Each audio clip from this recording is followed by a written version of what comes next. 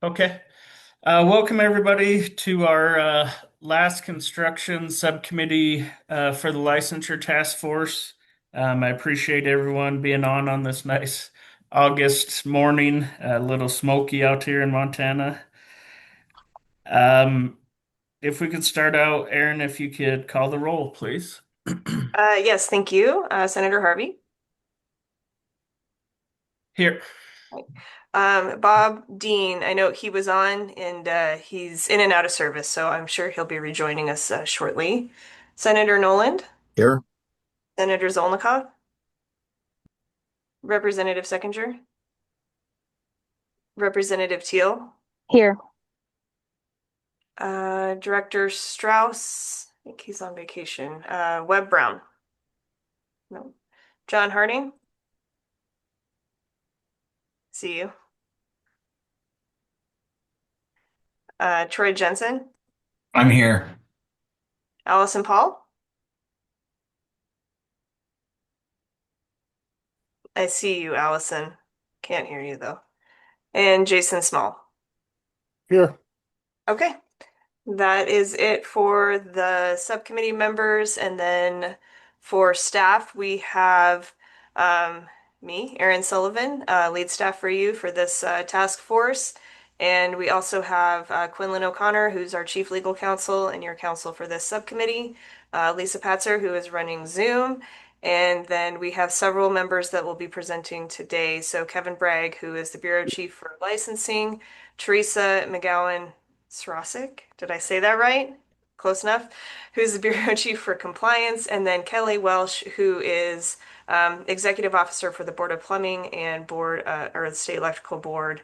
And all three of them will be helping out with the first part of this meeting. So that is who we have for staff, Mr. Chair. All right. Thank you, Aaron. Um, I hope everybody got the agenda and all the meeting information for today. Aaron did send out a few more documents this morning, um, so you may not have got a chance to review them, but they are should be in your email there. So, first off on our agenda today, we have a couple different follow-up presentations and discussions from the department. So it looks like we'll start off with enforcement and compliance with Teresa. Good morning. And Aaron, am I sharing the slides or are you? Whatever you want. I have them up, and so if you want to just talk, I am happy to share it for you. That'd be great. Okay. Grab them.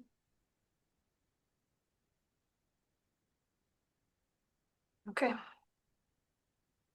All right. So we have, as far as enforcement actions for licensing, both construction and professional licensing, I have 11 inspectors that travel the state,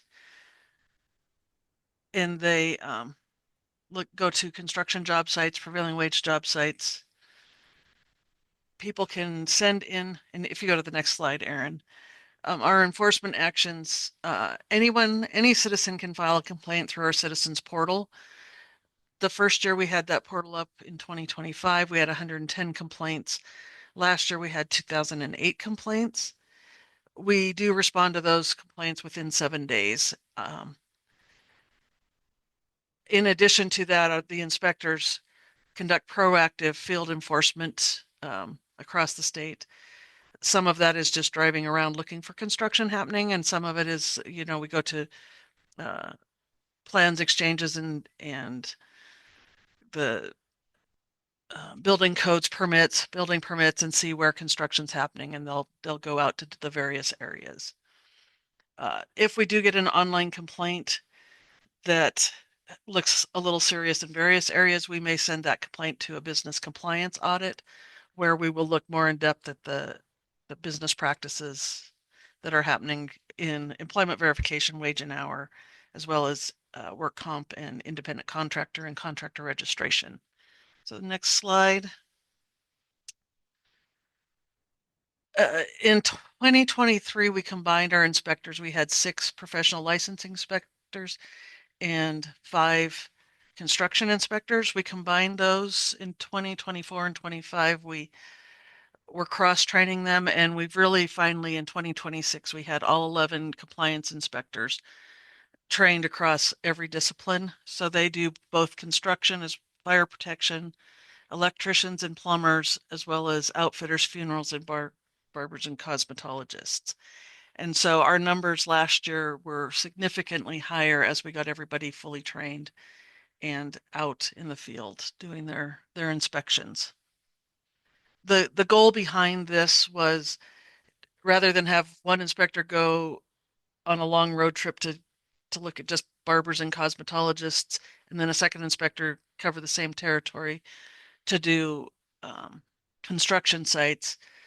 Whenever they're out, they can do any type of inspection, and we've really started to see the benefits in that here in the last year. Specifically in the electricians and plumbers, because the construction inspectors are now looking at those licenses on the job sites. So, next slide. This is just a heat map of where the inspectors are. As you might imagine, Yellowstone County, Gallatin County, Flathead, Missoula County are where really a lot of the inspections take place, but we do get to every county in the state. And that's both prevailing wage and this is prevailing wage in construction. Inspections specifically, it doesn't include cosmetology and funeral homes. Next slide.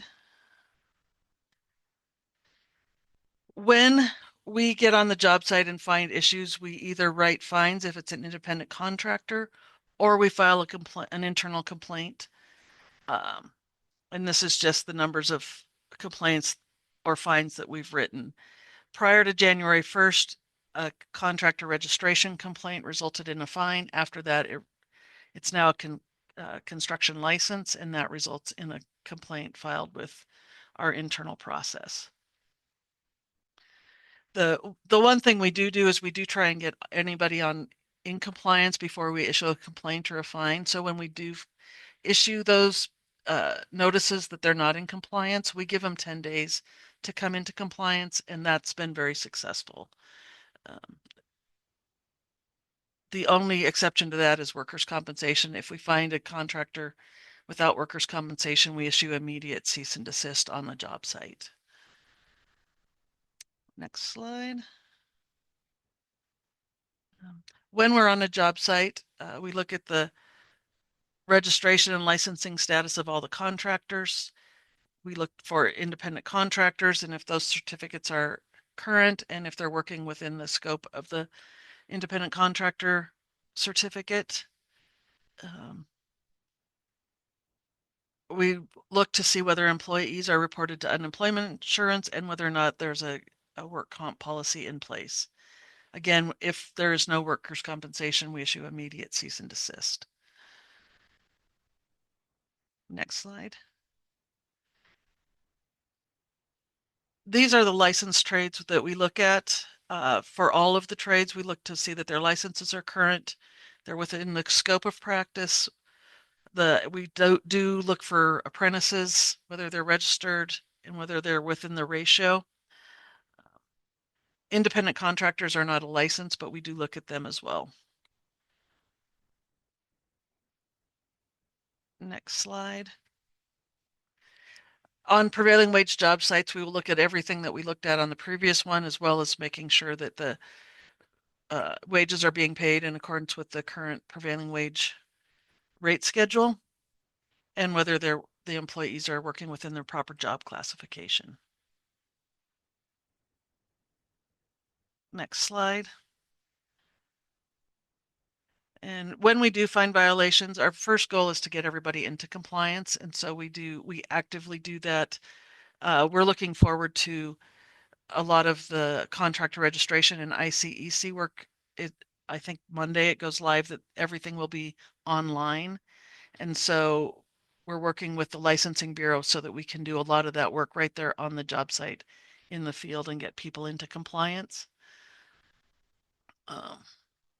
If we don't get like an independent contractor, we issue their fine, and that eventually goes over to collections to collect the fine for that. If we do, again, find a lot of problems, we will send a business to the business compliance section to work with the business to get them into compliance in prevailing wage, wage and hour, employment verification, and other labor laws.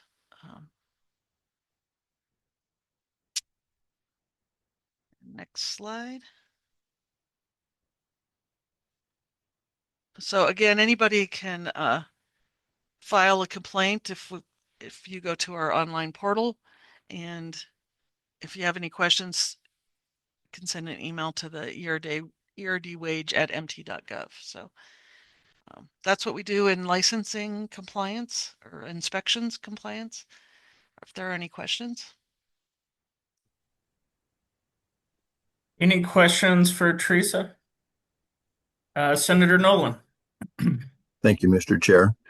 So my question to you, one of the questions I have is, are people just ignorant, or are they, to not doing what they're supposed to do to be in compliance? Or I'm kind of wondering, are we not getting the message out? I mean, you want to be a licensed plumber or whatever, we've got a program to follow. When we're finding these people, are some of them just new and then they didn't realize, oh, yeah, I guess I should have done that. And then we find them, and I know we're correcting and helping. That's great. That's wonderful. But how come people, you can't, I don't want to say anything mean, but you can't fix stupid either. But if somebody doesn't do something and they're getting these fines, and if it's regularly, is there another way to help address that? So we run the gamut. We find people who are just ignorant. So we educate them in the law. And a lot of, especially in the licensed trades, we can find where um, they go to work for a neighbor who's a plumber, and they just never get the paperwork done. We find uh, a lot of times, a lot of the violations will be, oh, it expired and we just didn't realize it. Oh yeah, I got that email last month, but I didn't get it done type of problems. And then we find people who are actively trying to circumvent the process.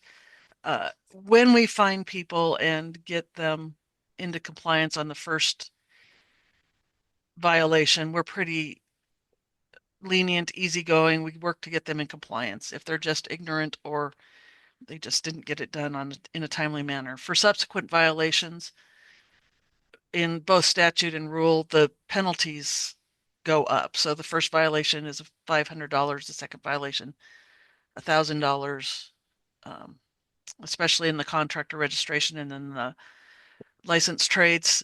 Those then go to an internal complaint over in Quinlan's group, and they take the punishment from there for those who have subsequent violations. But we do find a lot of people ignorant, or they think they've done all the right things and they missed a step. Sometimes if they get their UI account and their payroll tax account, they think that they're done. They don't realize they also need work comp and a contractor registration or something like that. Thank you. Follow up, Mr. Chair. Follow up? Thank you. Are we noticing any of these, anybody out of state that are a bigger issue for because they don't understand yet, they set up shop here or they're working through a contractor? Are we noticing that isn't a bigger issue, or that about the same across the board, or what? It's especially for a contractor registration, that's a big issue. They don't realize they need that in Montana. If they're working for a larger general contractor, a lot of times they will take care of that themselves, the large contractors. Where we run into the problems are the subcontractors and the subs of the subs, and the further away you get from the general contractor, the more problems. So out of state, we're finding issues. Probably most either the contractor registration or their work comp policy isn't good in Montana are the big ones there. Thank you. Thank you. John? Yeah, Teresa, on the complaint area of, I don't know, that was page 2, I guess. said you received 110 complaints in 2025. Is fiscal year that you're looking at, is that June to June? Is that your fiscal year? Yes. So then in 2026, we had 110 complaints in 2025, and in 2026, we're halfway through the year, and are we in 2026 now? Did 2026 fiscal year go? 2026 just ended. Yeah, so that's complete. So So that's we complete. had twice as many complaints in 2026. Any reasoning on why that happened? The 2025 was the first year we had an online complaint process. And Okay. so I think and we daily get phone calls and, hey, I drove by this site and we don't think that guy has the proper license or something. And so we would just take those phone calls and go look. We've really made an effort to send them to the portal so that we have a record of where the complaint is, who the complaint is against, so we can track kind of those repeat offenders. Okay, so you haven't seen probably a significant uptick, just better reporting from your end? Correct. Got it. Thank you. Senator Nolan. Thank you. I think that's my last question is we're tracking who complains and then because some things I've heard over this, year and a half, and actually many years, some people are the competitors and they're trying to throw a wet blanket on some folks. And then we have to say, hey, stop it, or it isn't legitimate. Uh, where are we at on that? We still have that sometimes. Any complaint we get, we will go investigate. Sometimes it's competitors that are, trying to figure out why they didn't get the job. But when we get a complaint in, it can be filed anonymously or we know who filed it. We don't necessarily share our results or when we have an active audit going on.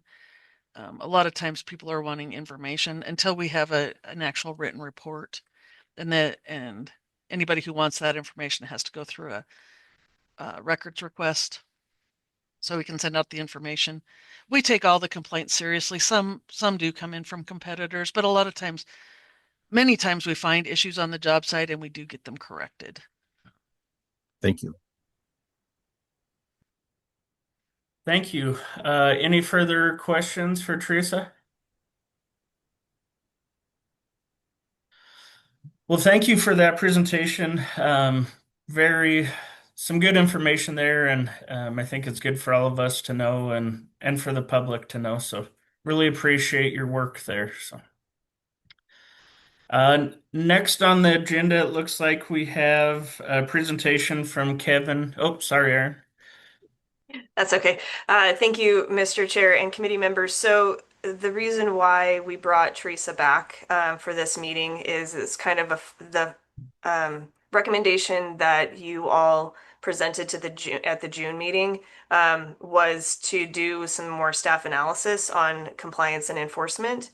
And so that's what this was. And so I'm actually going to just put my screen back up and so you can see what I'm talking about. I did include this in your meeting materials.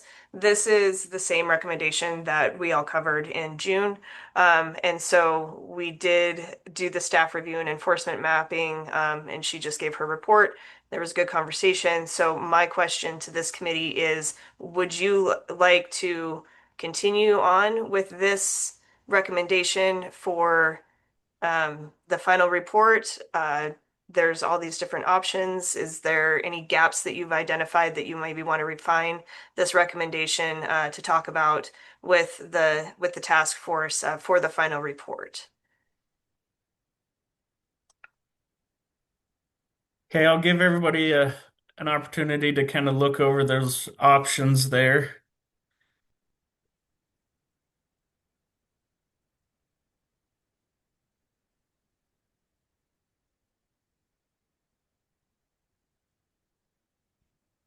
And thanks, Aaron, for catching me there. Do we have any recommendations on these options to proceed forward with?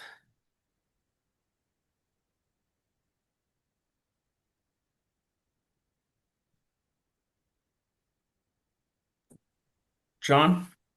Um, I think Aaron put this together. I thought the options were all legitimate and seemed to make sense. I thought it was a well-written document. And I don't know, is it appropriate, Mr. Chair, to make a motion for this? Yeah. So, Mr. Chair, I move the construction subcommittee recommends the task force advance the recommendation for staff review and enforcement mapping and direct the staff to report back on existing enforcement tools for unlicensed construction activity, complaint routing and public education improvements, coordination with local building and permitting officials, interaction with worker classification and workers' compensation enforcement, current legal action implications, implementation, and applicability to construction employers, and whether any statutory rule or administrative changes are needed to close identified enforcement gaps. That's my motion. Perfect. Thank you, John. Aaron, is that does that suffice, or do you need any further discussion on the options? I'll just say I think all four of the options make sense. Just want to make sure you have what you need, Aaron. Right. Okay. Yes. So this document that's on the screen is the same document that the full task force reviewed in June and approved for further staff analysis. So we've kind of done that part. So I don't know if, based on what you heard today and the discussion you had with Teresa, um, does this subcommittee would you like to revise this recommendation? Because we've already done the staff review and enforcement mapping, to say, let's develop better public education, let's whatever, or I see there's a huge gap here, let's recommend that we, make some sort of a change. That's kind of what I'm looking for. So what's on the screen has already been advanced by the task force. So my question is do you want to just keep it as is? Because if that's the case, then, I'm happy to put that in the final report. But if you would rather tailor it to, based on what we heard, it seems like the best guidance now or the best recommendation now is to work on the customer outreach, the education portion of it, or um, something like that. Okay. So I think we should move forward. I think advancing the public education piece is vital. And I also think kind of a constant internal review of are we getting enough compliance reviews out there? So kind of, I guess, moving forward, focusing the department on option A and C, if that makes sense. So, does anybody else have any input on that? John? Well, it would seem option A is, that's clear cut to me. Public education is one of the most important parts of contractor licensing as far as public understanding what they're doing when they're getting involved with any type of construction project. So to me, A and D would be, D seems to be just automatic. If staff identifies any gaps, it requires some sort of legislation or rulemaking that would be different. So A and D would for sure be really important. I think that create a routing protocol for companies that may involve DLI programs, local building departments, permitting authorities. I think B probably exists mostly already. And C is a similar thing, conduct a targeted review to determine whether recurring compliance problems exist and whether existing penalties are significant. I mean, we've kind of talked about that, and I don't know, when you get someone that is in violation 2 or 3 or 4 times, $500 and $1,000 fine are probably not significant, but I don't know that we need to go deep into the woods on figuring out what those fines should be. Department of Labor would maybe be able to better understand that over time if penalties are significant. So, like I said, I mean, in the option part here, Mr. Chair, I think A and B would be absolute, and B and C, if it was something that Aaron felt was burdensome to their department, maybe we could leave those out and make sure that A and C or A and D for sure are part of this motion. Okay. Thank you, John. Aaron or Teresa, do you have a response to that?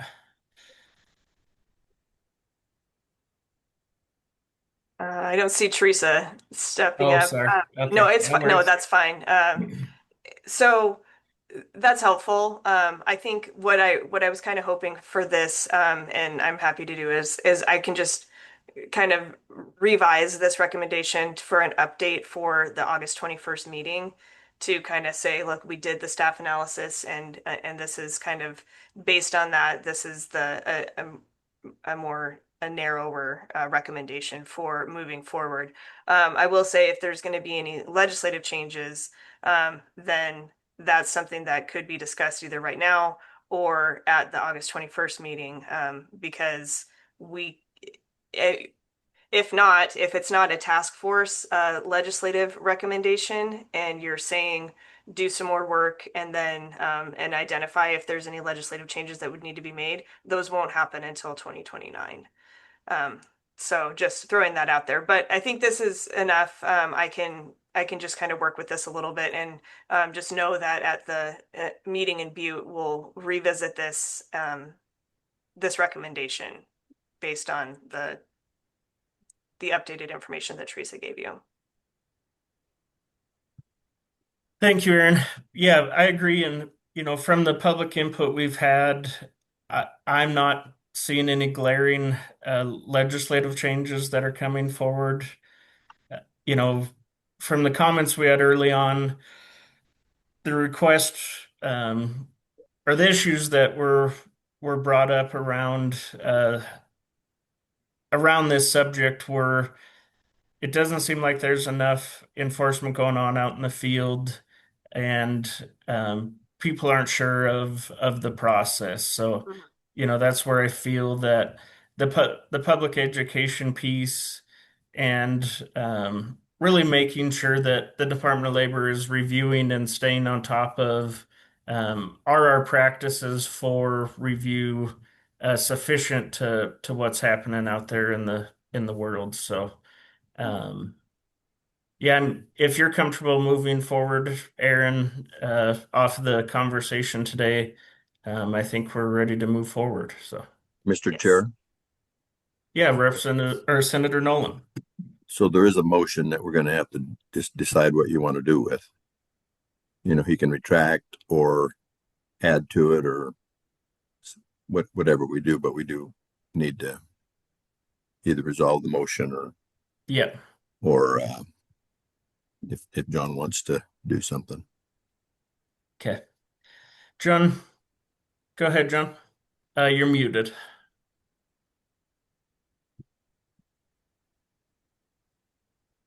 I'm at our local home builder association golf tournament today, which I'm missing because I'm sitting in front of you guys. But I'm at the clubhouse. Anyways, I'm the MC of our tournament. So I did my speech here this morning about the tournament, and then I'm sitting here in the clubhouse with you, and I'm trying to be quiet. Yeah, I mean, I can rescind the motion, but I kind of felt like we've been, I don't want to say kicking our work down the road, but we kind of have in some of these, if you look at all the documents that we have in front of us today that all have potential motions. I can't imagine we want to overburden the last meeting with a bunch of unfinished work. So I kind of felt like we were moving toward making motions on the agenda that's in front of us here today. But I'm willing to rescind the motion.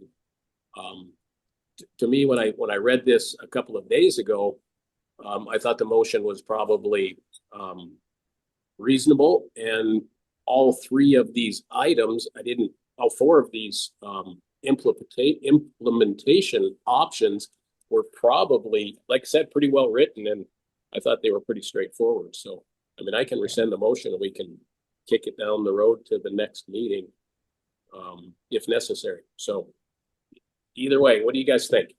I'd just ask Aaron for some clarification, Mr. Chair. Yes. Yep. Thank you. Thank you, Mr. Chair. Thank you, committee members. So this is actually, we can be informal here. This is an advisory task force. It's a subcommittee. We don't necessarily need to go through the formal rules of motions and seconds and discussion and votes and all of that kind of stuff. So this motion that John read has already been presented as is to the full task force. This would be, I guess, and what I got out of this is that the existing recommendation on compliance and enforcement, we can update it and provide a more tailored recommendation at the August 21st meeting. So, because that was the direction that you were all given when the task force voted for the June, at the June meeting, voted for this recommendation. It was to move it along for staff analysis, not necessarily this is ready to go in the final report. So hopefully that's helpful. But as far as going through all these documents and having reading the motions and stuff like that, there's no need to get a full motion second and all of that for this subcommittee meeting. Thank you, Aaron. That helps us a lot. John? You're muted again, John. Sorry.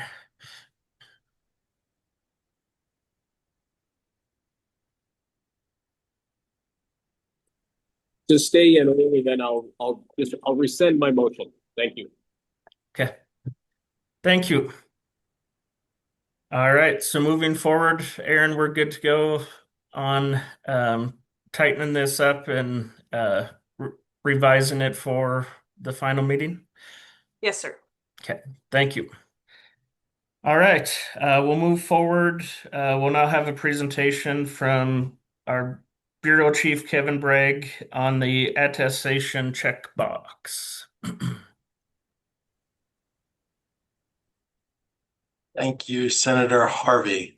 I don't have a PowerPoint to present to you today, and I know everybody's frightened by the fact that I gave you 7 pages, but I'm going to make this relatively quick for you, I promise. The subcommittee has asked the department to take a look at what a checkbox requirement would look like or an insurance requirement would look like. And so what I've provided to the committee, again, apologize for the delay in preparation, did meet with the Commissioner of Securities and Insurance, not him specifically, but his staff. There is no singular database where we can verify those policies, those general liability policies, and they have several different phrases. I usually call it a commercial liability policy. But if there's recommendations on what the phrasing should be, certainly welcome to intake that. I don't have a specific recommendation for you. The department doesn't do policy, but certainly if the task force wants to come forward with a potential draft, I've included what I think you're probably getting at inside of that package on the last page. But I do want to briefly run through that document since it's come out so late. Montana already currently requires in new residential construction that contracts disclose whether or not a contractor carries general liability or workers' compensation and coverage. That's not a statewide requirement. Again, it only applies to construction of a new home. And so it's not hitting all the instances where we are evaluating construction contractors. There's a couple of different reasons why the task force might want to move forward with a minimum liability coverage. It creates a source of compensation for third parties, obviously related to bodily injury, property damage, and personal injury claims. Some other things that it would do is it creates a little bit of professionalism, some risk management, hopefully. It encourages safety on the part of the contractors and potentially for insurers, it's helpful by cutting down their costs as well. It also will build some consumer confidence. It lets consumers know that a contractor has or has met some basic financial responsibility, which currently now they just need to ask. They need to ask for that verification through their contractor. And it does seem to align across the country with what most other states are doing related to construction contractors. Every state has a little bit of a different flavor of what contractor licensing looks like and what the requirements are, but universally it seems to appear that most states that require a license generally require some level of insurance. There's a couple of trade-offs that go along with that, obviously. If you have a new requirement, there's a cost for that. So someone has to go out and buy a policy if they don't currently have one. You may say, well, that's a good thing. That's true, but it also costs money. And so those premiums may burden some sole proprietors or smaller firms. And depending upon what level is set, it may create some additional unlicensed practice. So some other areas where you might see that are, and I've kind of summarized this throughout the document, but really setting a singular level or a minimum is far easier for the department to enforce. Having said that, I'm not sure it's going to hit what you're driving at, which is why in the draft that's included inside of your materials, it says that those would be set by the department. And I know that's frightening a little bit. But that's to ensure that we are working with stakeholders.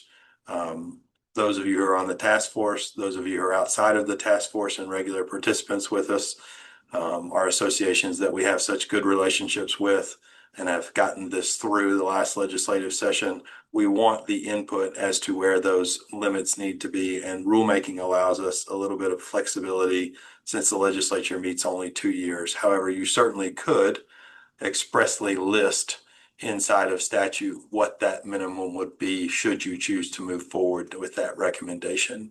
The home inspector licensing program has a specific set minimum for an errors and omissions policy, which I'll talk about here in just a little bit. So the other thing that you need to be aware of is a trade-off. Insurance doesn't cover everything. So it may be that just because you have that, that doesn't mean that you're going to cover every single thing. When somebody has a loss, it may not be covered or it may be outside the limits. The other thing that needs to be pointed out when we're taking in information from contractors is that we're taking in additional information. And so every time we take in additional information at the department, we want to make sure that we're retaining that in a way that ensures it's safely stored and not distributed publicly. I think once I get in a little bit later, we'll talk about, or I'll say inside of my paper, that we need to make sure that folks can verify, should you choose to move forward with this recommendation, that folks can verify that someone is covered, but not necessarily the actual limits, certainly not their coverage documents. That can create all kinds of different issues, specifically with lawyers potentially. So looking at verification and enforcement methods, we'd ask to require standardized proof of insurance using COIs or certificates of insurance. We do that already in several areas at the department. We'll certainly note for our records the effective dates, the expiration dates. Using randomized audits, I think, is the way to go here if we're going to do this. That way, we're not having to verify every single policy that comes in. Our staff is trained on spotting fraudulent documents. However, verifying every single one of those would be quite the lift for our team. So using those randomized audits to verify. And then also, I think, making sure that we're checking that on initial licensure and then also renewal will be a useful tool. to make sure that we're seeing that ongoing compliance rather than that single point in time where, hey, check the box that you've got insurance at your application. And then there's no further verification of that. That really isn't doing what I think you're intending it to do as far as protecting the public. The other things that I've included inside of that paper have to do with bonding and errors and omissions policy, or what professionals might call malpractice policies. In general, I think what you're looking for is more of the liability insurance requirement, not bonding. In general, we're not seeing people walk off the job and not complete as frequently. Having said that, bonding certainly covers that non-performance or default.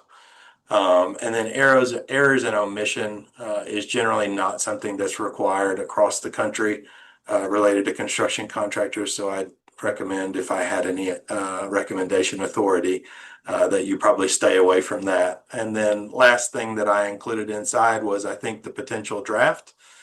And so thank you, Aaron, for driving. You can see what I've drafted. That again gives us some flexibility in how we implement this. It also allows us to work with our stakeholders to make sure that we come to some sort of consensus. And then finally, once that rule is proposed, we'll work with the legislature through the Economic Affairs Interim Committee, or you individually, should you be invested in it, to make sure that that's hitting the mark. So that's what I've got. I'm happy to answer any questions. There's a lot smarter people on this call, so I certainly also defer to those of you who are practitioners in this area.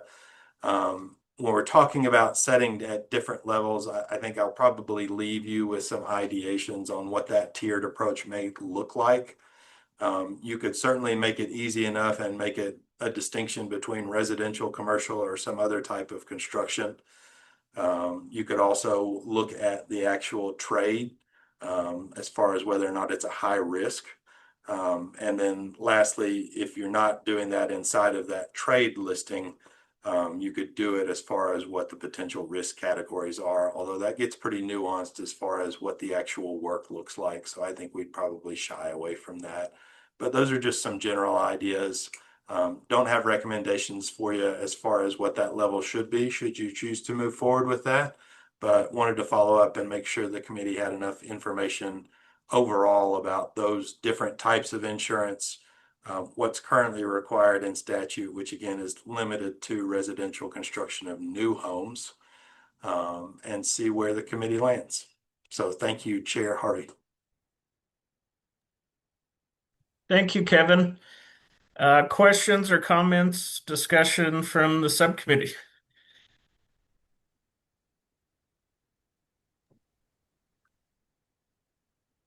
Senator Nolan. Thank you, Mr. Chair. Thank you, Kevin. You know, when we started this, obviously we're trying to look after the interest of the public, and you addressed really well, and this laid out things I think really well. So really appreciate that. And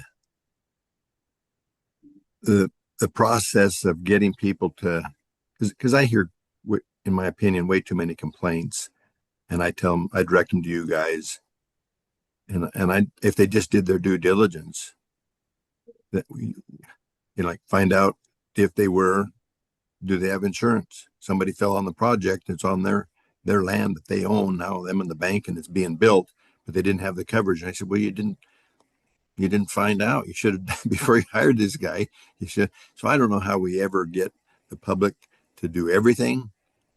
And some people just say, well, and one of them told me, gosh, the government, you let them be registered, so they must be able to comply and do everything. Why should I have to worry about it? So I don't know how to fix all those things. I just refer them to you guys. But I don't see a good answer. But I appreciate all this input, and I think we're right on the right track. Thank you, Senator Noland. I agree. So, John. So I didn't get a chance to see this document. This just came out yesterday, I think. I printed all my stuff on Tuesday night, I believe, so I didn't get a chance to review this. I know we talked about the checkbox and Um, Kevin described mostly that might not do much. To me, I thought, I'm just one of those people that think people are honest, and it's like you check that box, then it's truthful. And I don't know if that's a good idea or not. I know that there's some misconception that because you have liability insurance that it somehow, I think the public, as far as education goes, thinks that if you've got liability insurance, I know that Senator Nolan mentioned somebody gets hurt on a project. Yes, that's a thing, but it's not something that happens very often. Um, the most frequent thing is a complaint about poor workmanship, or they said they took my down payment and they didn't come back. You've got workmanship and fraud, and somehow you think that insurance would help mitigate that. It will not. So I'm just wondering, with the idea of the Department of Labor trying to verify proof of insurance on thousands and thousands of contractors and businesses, and then trying to figure out some sort of database that maintains the fact that you have insurance, because you can truly buy insurance. You can get a certificate. You can, for these bad players, you buy your certificate, you pay for 1 month's worth of insurance, and you don't pay it again. You've sent that insurance certificate to the Department of Labor. Now you have insurance, at least for the 2-year period, with no verification other than you paid insurance for 1 month. That has happened. I've actually had it happen in my own company with a roofer individual that had insurance for 1 month. He paid for 1 month and then had the insurance certificate that he presented to folks for the next year, because it had a date on it. And there's no way that the Department of Labor is going to be able to monitor those policies on a month by month basis. So I don't know. This was a little more complex. I mean, I know that what Kevin suggested here, proof of general liability insurance minimums as set by the department by rule, that looks like a pretty, I don't want to say benign, but it's a pretty small set. It's a pretty small line and a very small change to what the contractor registration or contractor licensing requirement is. But it might be more significant and require a little more discussion, because I think it's a big thing for the department to try to get involved in monitoring insurance policies. Thank you, John. Kevin, can you respond to that, or what kind of burden are we looking at here? And John brings up some really valid points around that situation of they have it for a month and it drops off. Is there any mechanism that the department already has, or is there any way to kind of curb some of that John brought up? Thank you, Senator Harvey. Really appreciate the comments from Mr. Harding. They're very pertinent. We cannot actively form policies on a monthly basis for all of our contractor licensees. That's just a reality.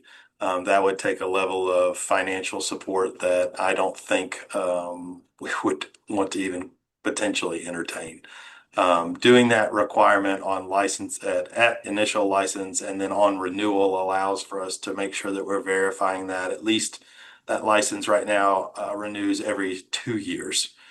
So we would be doing that every 2 years. And then those randomized audits throughout, that would help support that functionality of making sure that folks have active policies. And if they didn't have active policies, then what would happen is a complaint would be filed internally. And then we go through all the due process procedure that we've talked about so many times previously.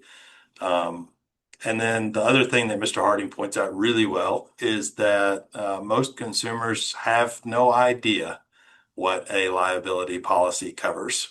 And I think I mentioned that briefly and again, I apologize for the delay in the paper, but I think I mentioned that briefly. It's going to be vital if the task force chooses to move forward with this recommendation, that there is a level of education related to what liability insurance covers generally. And obviously each policy will be different. depending upon who the insurer is and what's been bought. But we need to make sure that consumers understand what that liability insurance may or may not cover and what it certainly doesn't cover. And so Mr. Harding makes some great points. And again, to your question, Senator Harvey, I don't think that we can actively, I won't say I don't think that we can. We can't actively verify that someone has insurance every single day that they are operating out in the field, nor do I think that we want that level of government intervention inside of the contractor profession. It certainly should be narrowly tailored. So I appreciate the points and then also the question. Hope that answers. Yeah, thank you very much, Kevin. So, further discussion on this.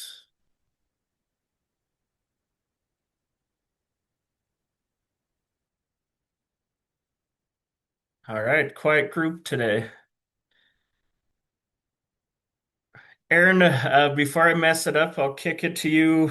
What do you need to see from us on this? Thank you, Mr. Chair. Thank you, committee members, and thank you very much, Kevin, for the work on this paper. So the reason why this was in this packet is because, again, I'll pull this up. This was the motion that you guys put forward to the full task force in June. And so it says recommendation for staff analysis, potential implementation language. So Kevin did his work. It will require, so this is regarding that attestation box. We can't just put it in without some sort of statutory change. And so that was what this conversation was about. So my question to you all is, would you like to continue to move forward with this recommendation? And we can use that draft. I can't find it now. Here we go. We could use this as, I can do the same thing that I'm going to do for the compliance and enforcement recommendation, is update the insurance attestation box to say, after analysis, this is what this will require, and this is what you recommend, is to have a draft for 2027 that would put this in into law and allow the department by rule to work on the details. Okay. Comments or suggestions from the subcommittee? To me, I see we're really at a turning point here of do we call our work done on this with the feedback and all the information Mr. Bragg presented to us, or do we push forward with an attestation box that really isn't going to be truly impactful to the consumer? So, John? Well, I think that when I was considering that checkbox, once again, with most of us being honest, good people, it seems that the checkbox, it could have some impact. It's different than what we have in front of us now, and it does require I don't know, it does require a certain amount of character to say, I mean, to mischaracter to check the box when you don't have insurance. I mean, it just wouldn't seem that you would have too many folks. Not that it doesn't happen, because fraud is fraud, but people do bad things, and that's just how things go sometimes. They would find a way around anything that we could produce is in the world of law. It seems bad people find a way. Yeah. It seems that this would add a significant amount of burden to, if we required liability insurance, it would add burden to the folks that are already playing above board and that do it right.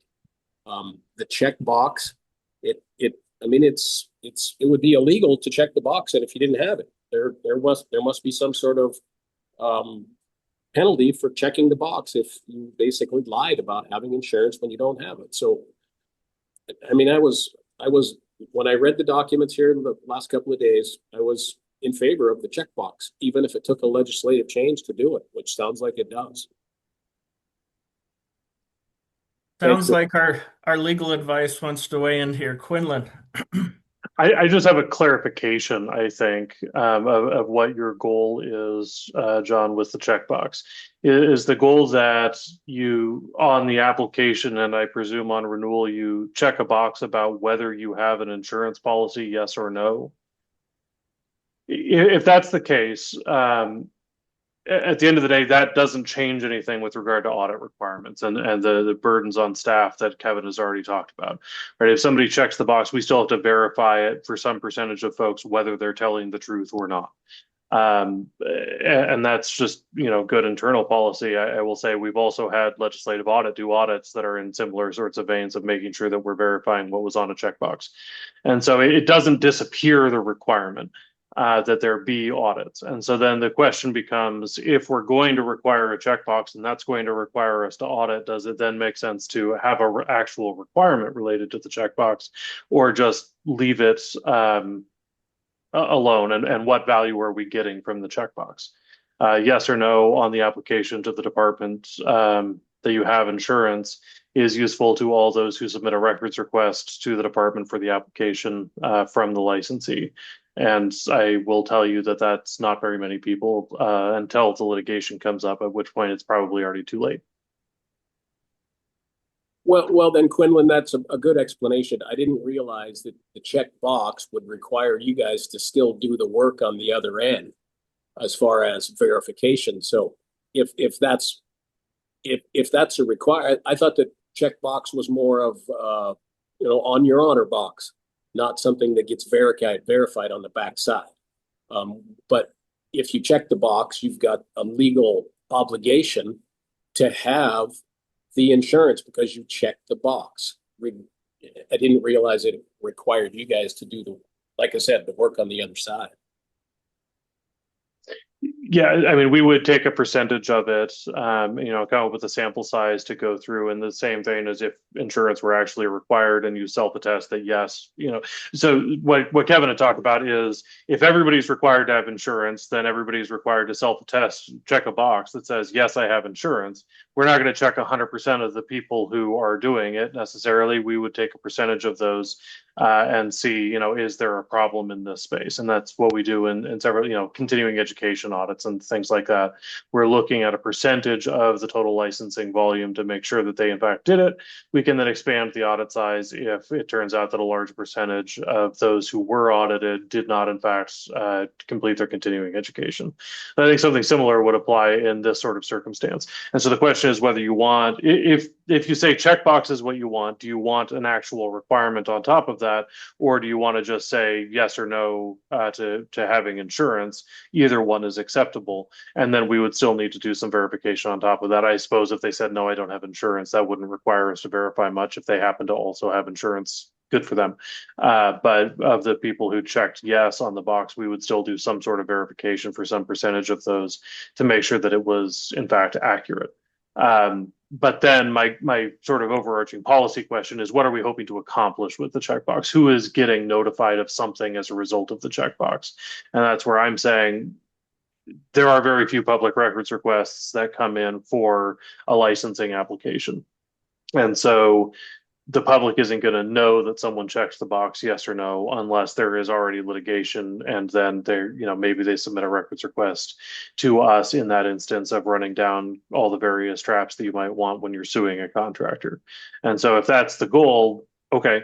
But if there's more to the goal, if there's a public education aspect to the goal, then I don't know that this would be a path to actually achieving that. If we put an insurance requirement on it, everybody's required to have it. Then as a baseline, the public understands that there is a policy of some sort that should be applicable to the construction contractor. That doesn't mean they didn't lie necessarily, fail to pay their policy, all the issues that you raise. It just means that as a baseline, there is an expectation by the public that the construction contractor will have whatever policy is statutorily required of them.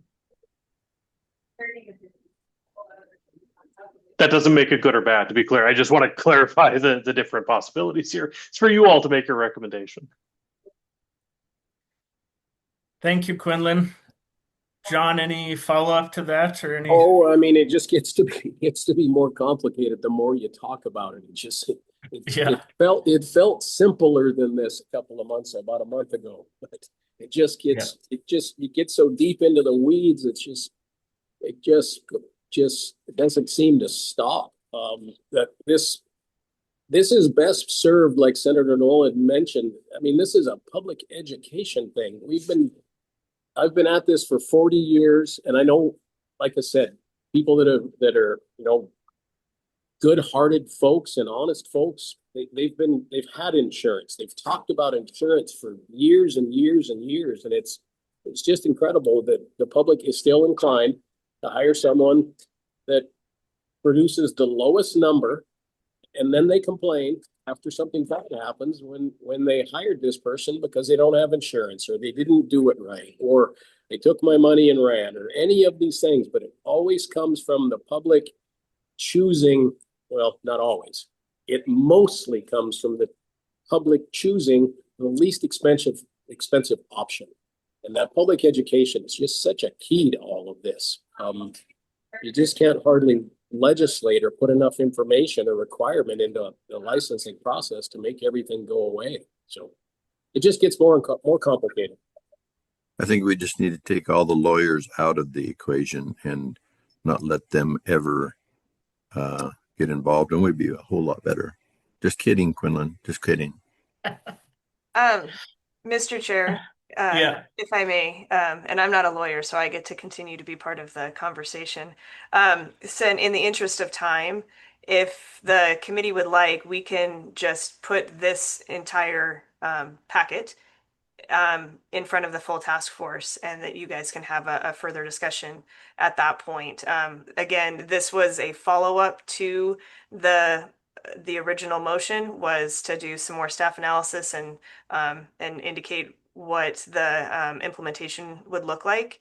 And so if you would like, if you don't want to try to make that decision right now, and if some people do want to continue moving forward with this, we can just I can just include this paper in with your meeting materials at the August 21st meeting, and have a full task force discussion about it. Yeah. Thank you, Aaron. Go ahead, John. Yeah, so I appreciate that idea, but I think with the difficulty that we have discussing this and having the information we have and have been discussing this for a long time, to put this in front of the entire committee, I'm not opposed to it, because I mean the entire committee, I mean, they're all good folks and good thinkers, but I would think that we should have a recommendation to put in front of the committee rather than leaving it just wide open to any number of things that could happen and delay the process. Yeah, I mean, I don't know if we can come up with a recommendation or not, but that would be my idea moving forward, rather than putting it in front of the full committee. Senator Nolan. Well, I'm in agreement with John, but I don't have the answer.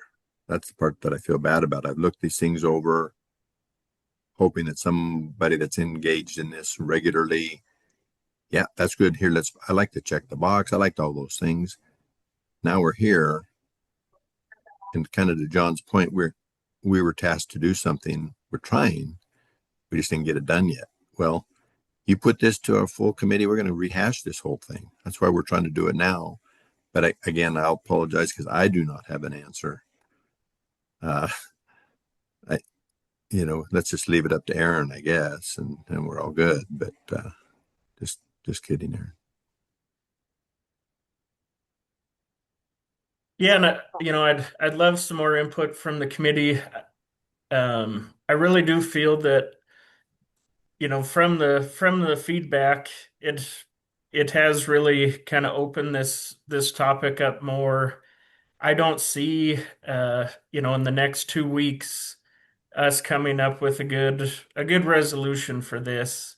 So I'm kind of leaning towards, uh, we kind of just we have to call this subject done for this subcommittee. and move on to some of our other topics, and just kind of say that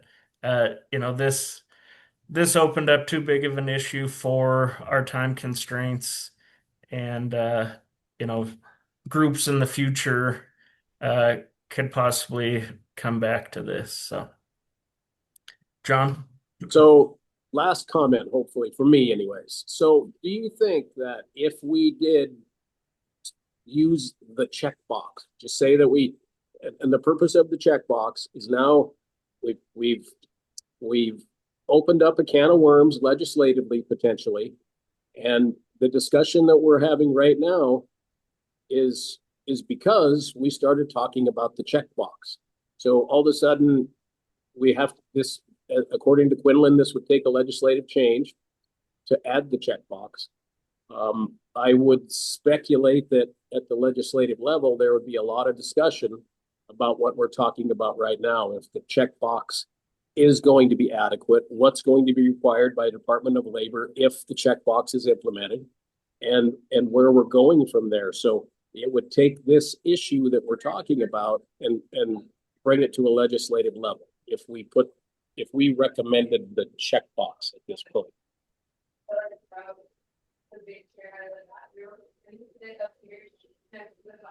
Further comments from the committee?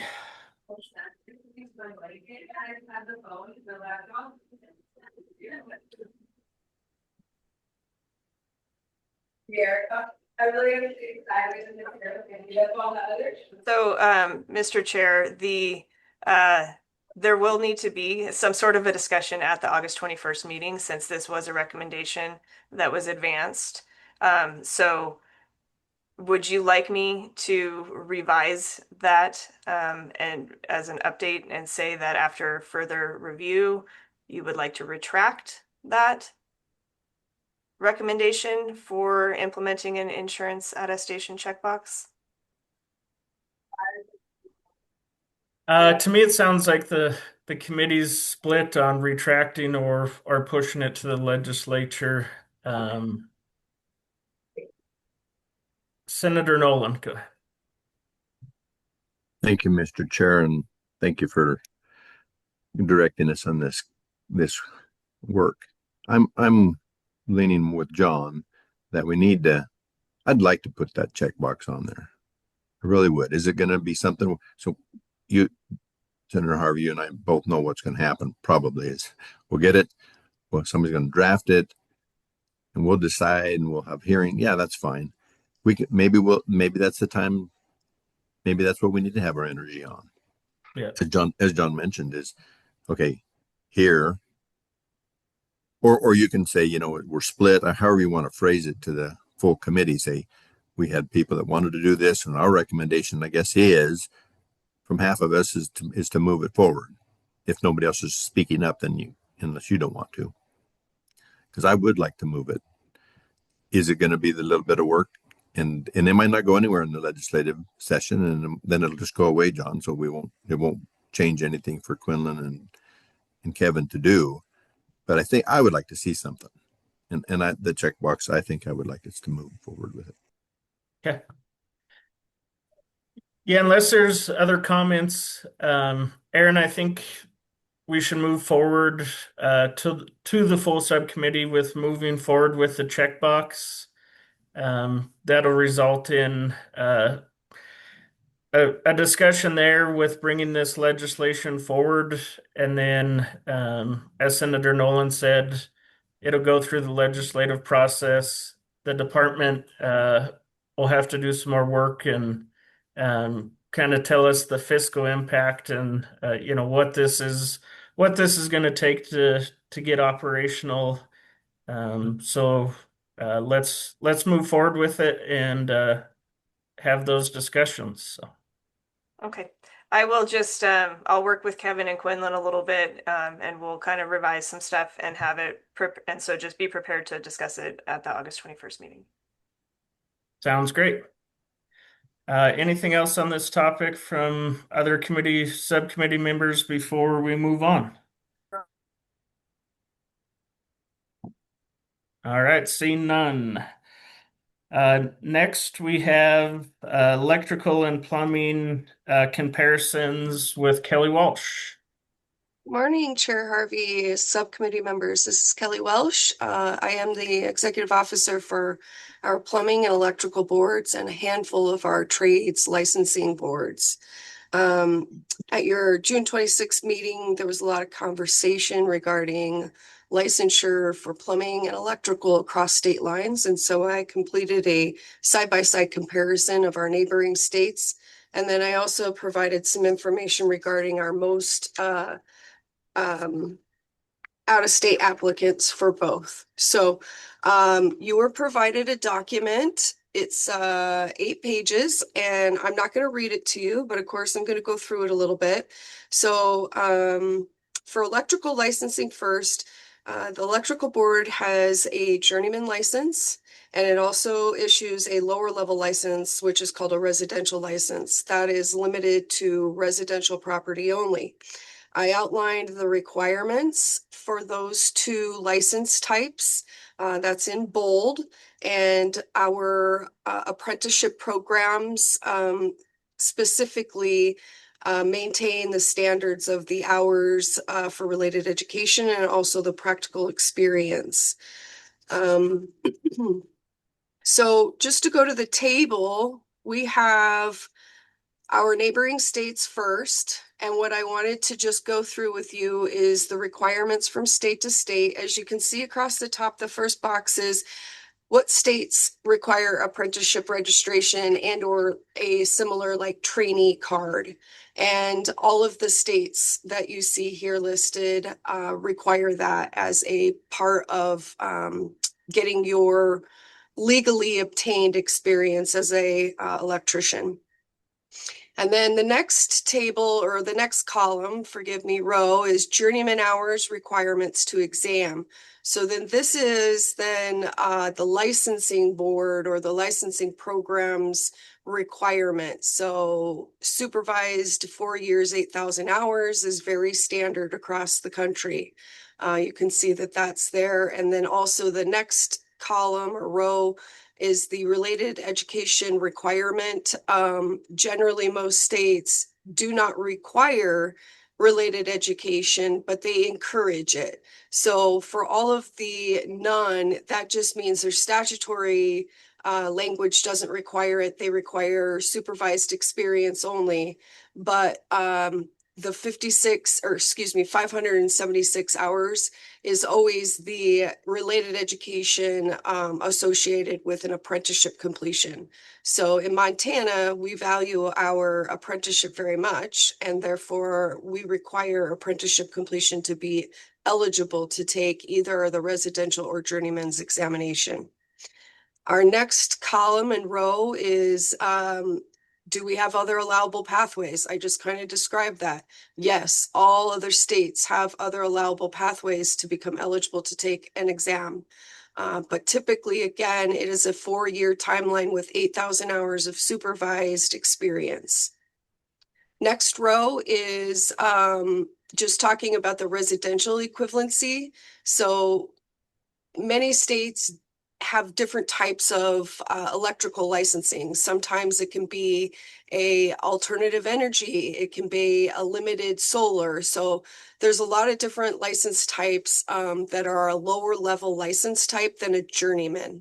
And so that's where we wanted to just show you. We do have a few states, Washington, Oregon, and Idaho, that issue the similar residential lower level license that's limited to residential property work only. And then the last column there is row is journeyman equivalency. And as you can see, all of our neighboring states have the same requirements. And if any of those folks came to Montana and applied for a license with the board, they would be issued a license for a license without an exam requirement. Specifically after we verified their active good standing license from one of those neighboring states. So I'll pause for a minute. Does anybody have any questions about that?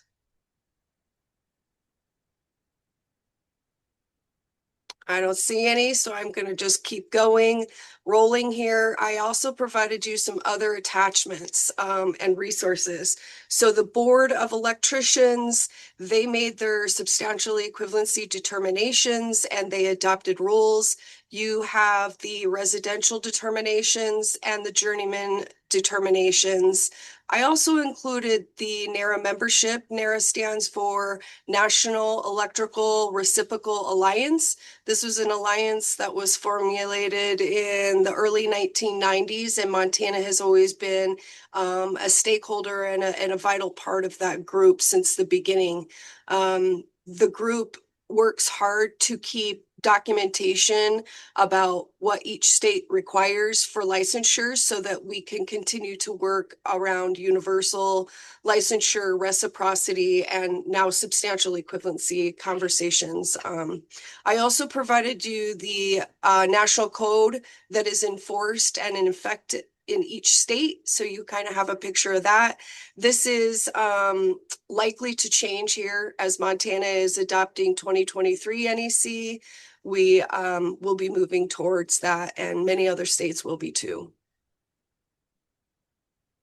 The last part on the page 4 here is in regards to our applicants that are out of state.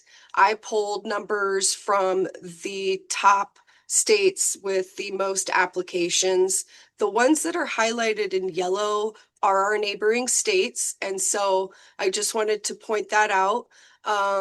Texas is a kind of a major outlier. We get quite a few applicants from Texas. However, their requirements, they don't require an apprenticeship program. And so the board has determined that their license, journeyman license, would not be substantially equivalent to ours. However, if they can prove that they did an apprenticeship program in Texas and completed it to get their journeyman license, then we would issue a license for a license. So I hope that makes sense.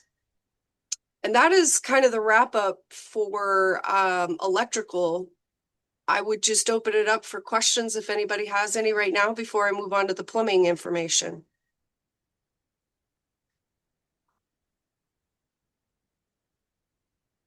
I don't see any hands. Do you, Erin?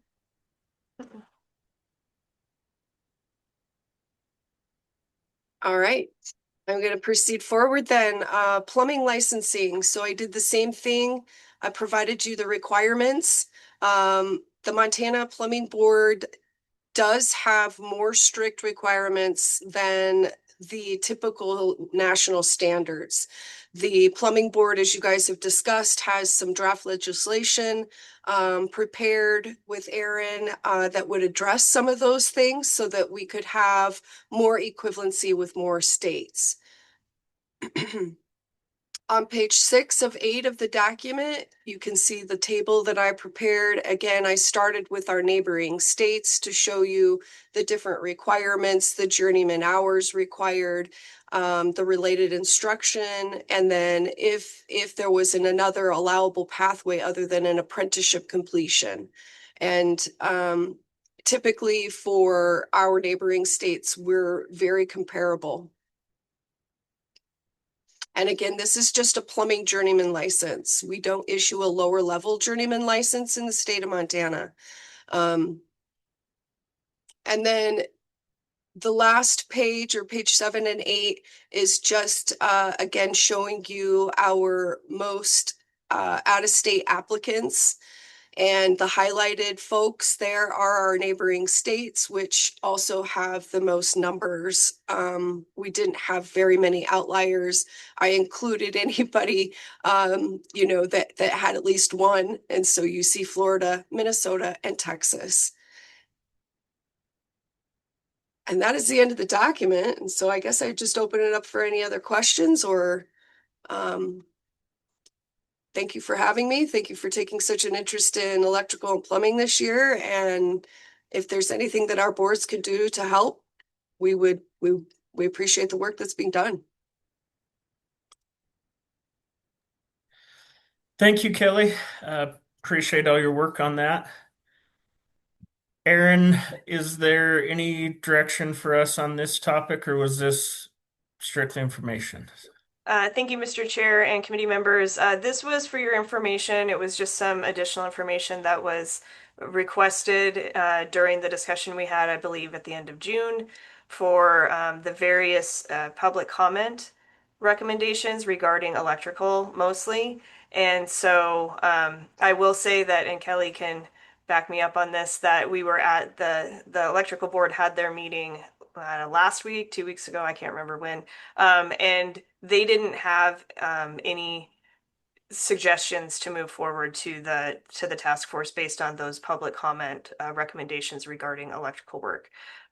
So at this point, I don't think that there's anything, any solid recommendations based on the public comments that are recommended to move forward. So this was more just information for you all.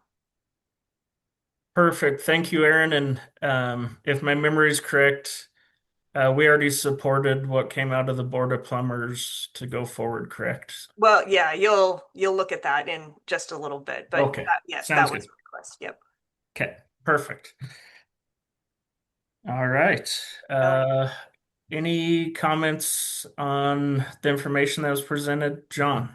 Yeah, just a quick comment to Kelly. So is it your general thought that the plumbing board and the electrical board are really on board, no pun intended, with reciprocity to other states to allow the folks from Wyoming or Nebraska or wherever to move to Montana and be able to move directly into one of the trades without a bunch of additional costs and potential training if they're already certified in other states? Or is the electrical board and the plumbing board in favor of making it easier to go to work in Montana? Yeah, thank you for the question, Chair Harvey, Mr. Harding.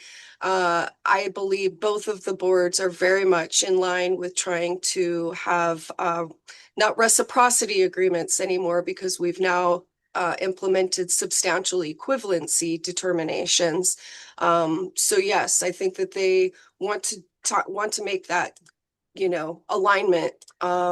One of the things that you see with the plumbing board, with the legislation that is being proposed and drafted for this coming session, includes statutory changes to lower the requirements so that we can better align with the national standards, so that way the plumbing board has the ability to be substantially equivalent or reciprocal with more states than we are right now.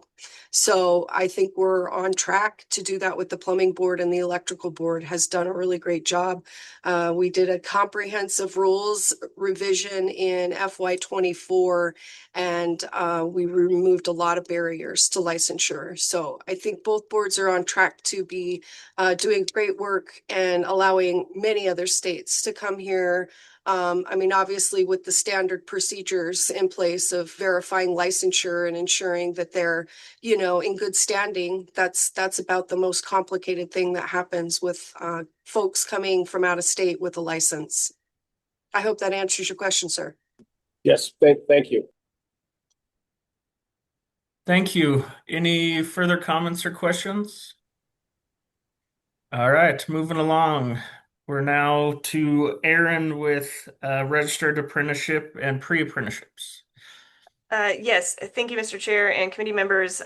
So I just was able to get a memo from Workforce Services from the Registered Apprenticeship Program this morning, so I did send it out in email. I think it is posted on the website now, but this is just a follow-up again from the conversations that we've had regarding, I think it was a public comment. Well, you had the training on apprenticeships, and Glenn gave you all of that background as good information back at the beginning of this adventure.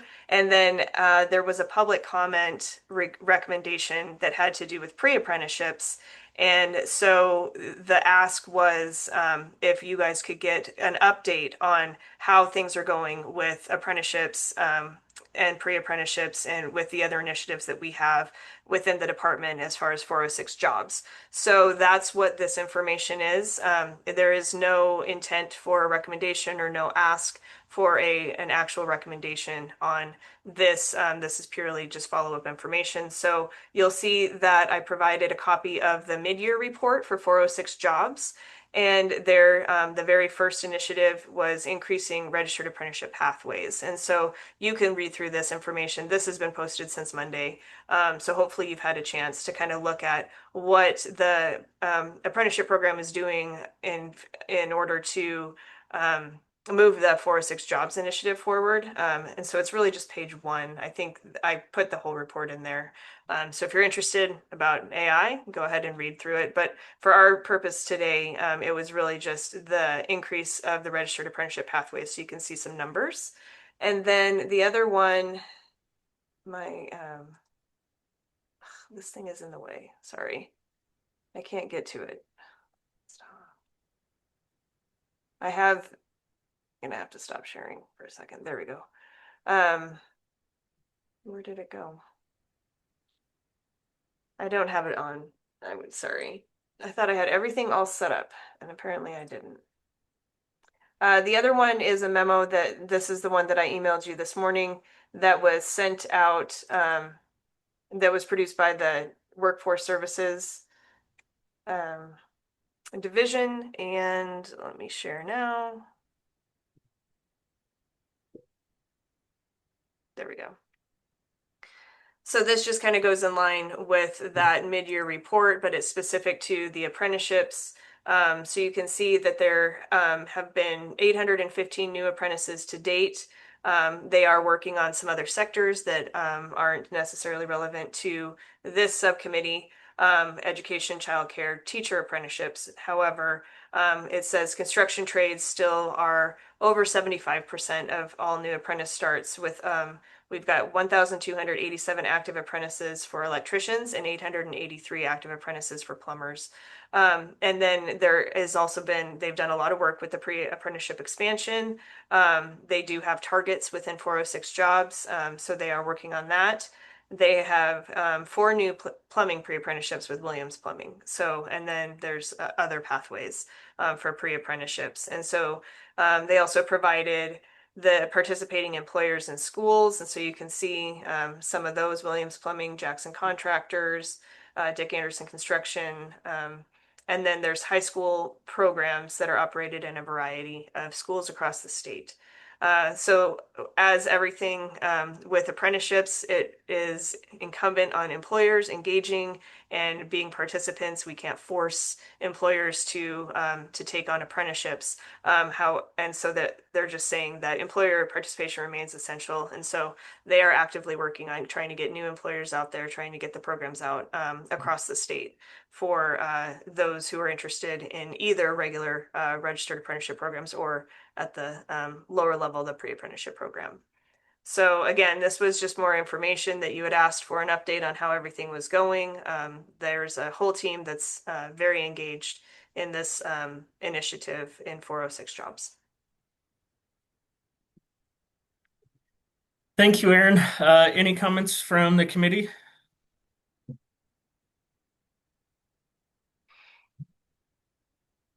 All right, seeing none. I'll just say I think there's lots of great work being done in this 406 program. It's great to see all the apprenticeships coming together and new apprenticeships being brought on. So some really good stuff for our state, I believe. So, all right, seeing no further comments on that. Aaron, it looks like we're now on to that Board of Plumbing draft. Yes, thank you, Mr. Chair, committee members. So now we're moving into the recommendations that were requested at the last meeting to review and determine if you want to advance it to the August meeting, or this meeting, it's August, to the meeting we have in 2 weeks. So the first one is just following up on support for the Board of Plumbing legislation. I'll go ahead and share my screen again. So this, you'll see with all of these recommendations, they follow the same kind of look and feel as other recommendations that we've done for this committee or for other ones. So task force action is to support, and this is all just supporting that Board of Plumbing legislation that we reviewed in pretty great detail over the last couple meetings. So you'll see that what it kind of summarizes what the legislation does, and then the executive order report elements that are being addressed by this recommendation, some benefits, considerations, and then at the meeting in Butte, either Senator Harvey or Bob, whichever one of you guys wants to kind of talk about this, then here's a suggested motion to use at the August 21st meeting. So this one's pretty simple. You just are supporting the board's work in their Practice Act revisions. Perfect. Thank you, Aaron. As I said earlier, I thought we had already made action on this. So I'll open it up for further comments, but I'm in full support of this, and I think this is some good work done by the board. So Bob. Yeah, so obviously me being a plumber, I've paid particularly close attention to this, and I would agree everything is moving in the right direction with this. So offering our support is a good move. Thank you, Bob, and I would really appreciate you talking about this at the full meeting. I feel coming from your trade, you're the best suited to do that. So, Can do. any further comments from the subcommittee?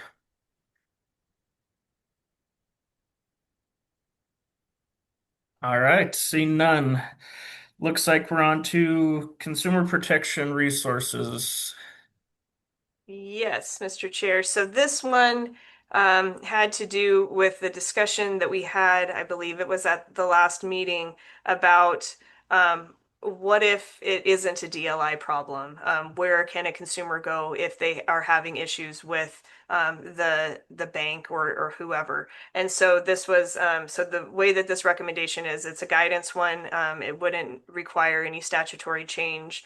But that the subcommittee is requesting that the Labor Department develop some consumer-facing referral process for construction-related inquiries and complaints that fall outside of our scope. And so it would be working and just providing resources and then having good instructions, I guess, for the customer service staff that answer these phone calls saying, well, this isn't DLI. However, based on what you're telling me, we would recommend that you contact DOJ for consumer protection or the Office of Commission of Securities and Insurance if it's an insurance or bonding related question or something like that. And so this is more of a, again, education and awareness recommendation to kind of help people who are needing to know who to call. Perfect. Thank you, Aaron. I think this is great work as well. I think the more we can help the consumer and the citizens of the state kind of navigate these issues that arise, it just makes the whole process better. So, any comments from the subcommittee on this one? I'm also in full support of this. I'm following your same thought process, Mr. Chairman, and that it's less people calling me. For sure, yes. All right. Any other comments on this one, John? Just one on page 2. I don't know who writes this stuff, but it's really well written. You've got a line in here under policy assessment and the benefits. Providing a concise pathway to appropriate resources can improve consumer access without converting DLI into a regulator of all construction disputes. I don't know who comes up with that, but it's really good language, and I think it's a really good document. Agreed. Great. So if there's no changes that are being made, basically this document is ready to just put into the packet for the August 21st for full task force consensus. Perfect. Thank you, Aaron. Yep. Moving on, crane licensing. Those ones I think were the easy ones. Okay, so this one, I'm gonna, yep, Kevin is still online, good. So this one had to do with, again, at the last meeting, we talked a lot about the different licensing requirements and if there's any that could be removed or anything like that. So this, you had asked for a little bit more information on crane and hoisting operator licensing reform. Should it be an outright we don't need the license anymore, or we can move it kind of like what the plumbers are doing with medical gas to more of like an endorsement or registration, because the national certification for medical gas is the only requirement. So it doesn't need to be its own license. It could be just like a registration type method. And so there we had a lot of conversation about this. So this is the recommendation that we came up with. So it would be supporting modernizing the Montana's crane and hoist operator credentialing framework for consideration. And it would be, the purpose is to reduce duplicative credentialing costs, administrative burden, preserving effective competency verification, public safety oversight, and affordable pathway for qualified workers. So Kevin did provide a couple supplement documents. So I don't know if you would like to go through those before coming back to this recommendation. Yeah, let's review those and then we can Okay. hopefully have the full discussion and move forward with this. Okay. So Kevin, I'm gonna turn it over to you. I'll just if you want to do this document or the other one first, it's up to you. We could start with that one. Thank you, Chair Harvey, members of the subcommittee. The last time we talked about this issue, there was questions about enforcement for certifications, OSHA versus state licensing. I wanted to give you kind of a broad overview of the existing disciplinary processes for certifying entities that we recognize in the state of Montana. A couple things to note. NCCO, I don't know what the acronym is, I apologize. They now go as CCO, crane certifying something. Anyways, but they and CIC have specific disciplinary policies for folks that they certify. And so there's an actual formal review process inside of that. The other three, I believe, agencies, those are more educational related. And so the enforcement really comes down to how's the test operating? Do you or do you not qualify for the certification?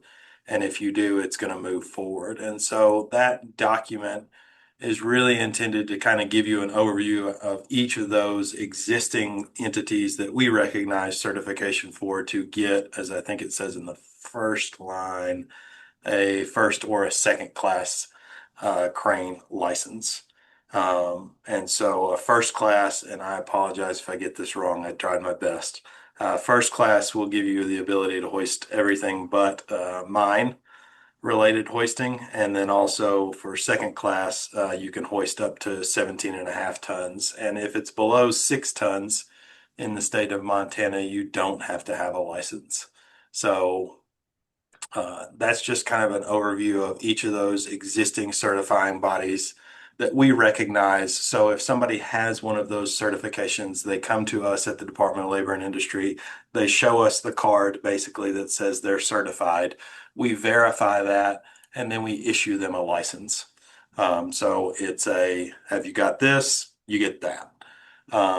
And it's a relatively easy application process. The other document that I shared with you, the OSHA versus state licensure, hopefully gives you enough, or at least paints a broad enough picture for you to understand how the regulations work.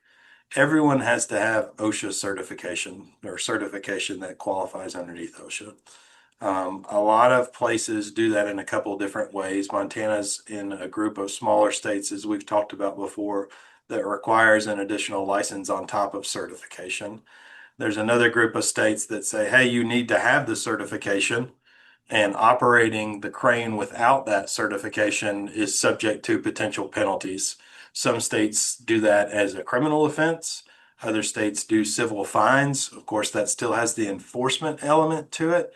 And so I'm not sure doing civil fines for something where we're not collecting licensing fees is really something that this group or the department really has interest in. We fund, again, all of licensing activity, including compliance and enforcement, based off those fees that we collect. So doing enforcement as a civil remedy through the department without collecting licensing fees is probably not a good idea.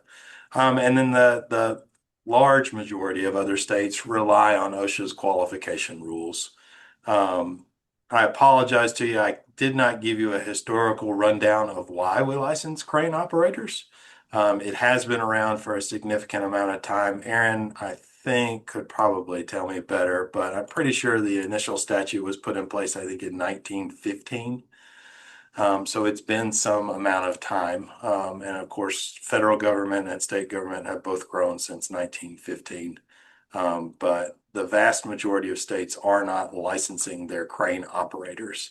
The other thing I gave you inside of that document is just some very minute potential pros and cons of state licensure, how discipline works again, and then how OSHA would work through an accident. And I gave you kind of an example under that major accident process so you can see what that looks like and where the state licensing authority may come in. One of the other things I'll call out specifically is if somebody who's an operator in the state of Montana loses their state license, they can't operate a crane, or they shouldn't operate a crane. I'll put it that way.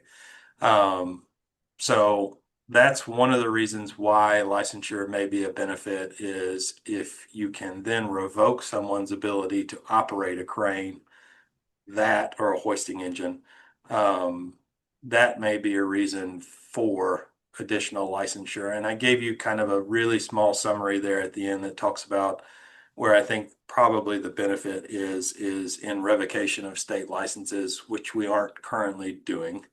And when I say we aren't currently doing it, we haven't had a case that required it. And so lack of complaints, again, is not a reason to get rid of a license. But it may be something for the committee to consider as to how it wants to move forward with this potential recommendation or where it sees it going. I again, don't make any policy recommendations from my position. You get to do that, and God bless you for that.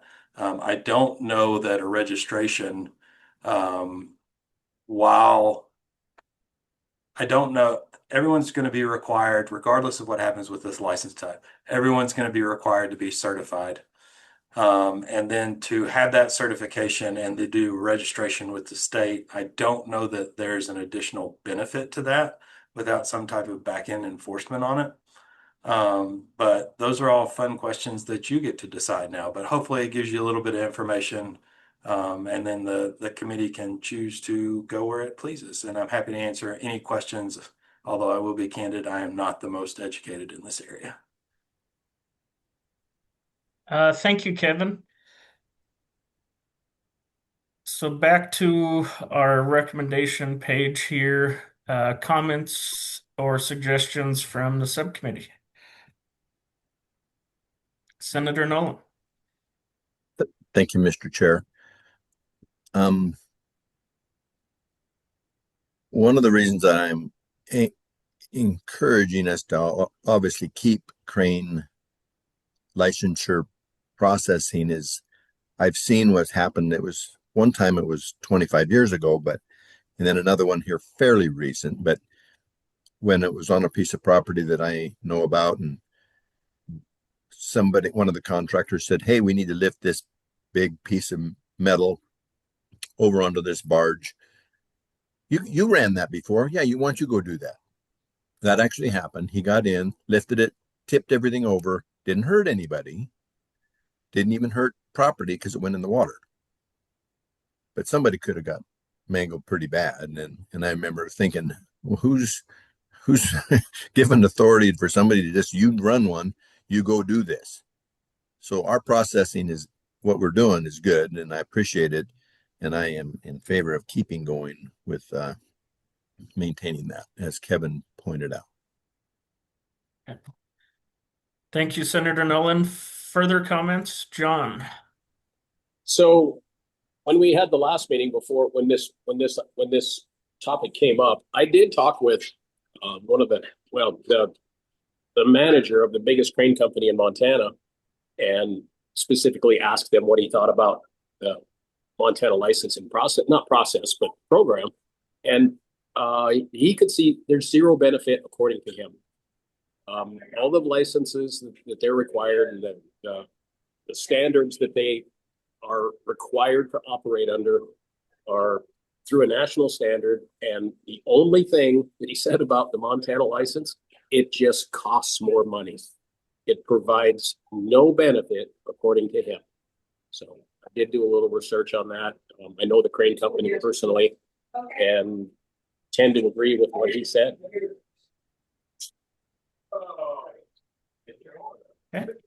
Further comments? Bob. So I too spoke with Maxim, which is the company John's speaking of, and I spoke to our other vendors that do lifting as well too. And their point of view is the national covers everything that they need, and the state one just becomes burdensome and duplicative of the licensing. I don't see how we just make it go away and follow the national, because then there's probably a lapse in accountability for some stuff. So making it like the med gas license for the plumbers, like Aaron had mentioned, where it's a registration, there's still a small fee that goes with that. And then that would just be for compliance enforcement, I'm assuming. They both did speak on the fact that in the very large number of years they've both been doing this, compliance checks have been very, very minimal for them, onesie twosies in 30 years. So I think them not seeing the compliance side of it very often maybe makes it seem like it's an extra cost that doesn't have anything that's associated with that cost, like the compliance check. But as far as the safety side of things goes, everything nationally covers them, and they follow, OSHA rules. They're all certified with the CCO, which is probably the more strict one, if you will, out of all of them. So I guess moving forward, my recommendation would probably be we follow the national certification, but I do believe there's going to have to be some sort of registration potentially. So off of that compliance aspect still, or that administrative check on those licenses. Senator Nolan. Thank you. Can someone tell me, what are these costs? Granted, there's different levels of operating, but if there's a cost, is it $500 to be in the state? For Montana, is it $50? $5,000? I probably should know this, but I don't know the number or numbers. When I talked to them, I believe they said it was $180 for their license. I'm not sure if that's annually or biannually.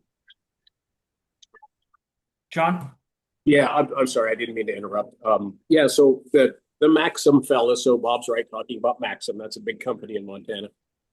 He did say that he's not significantly opposed to continuing the program.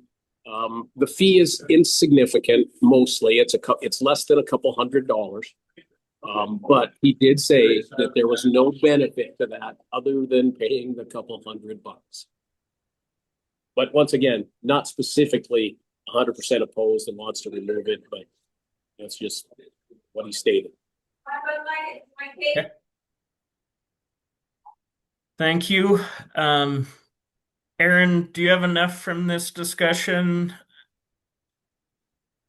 It sounded like we want status quo with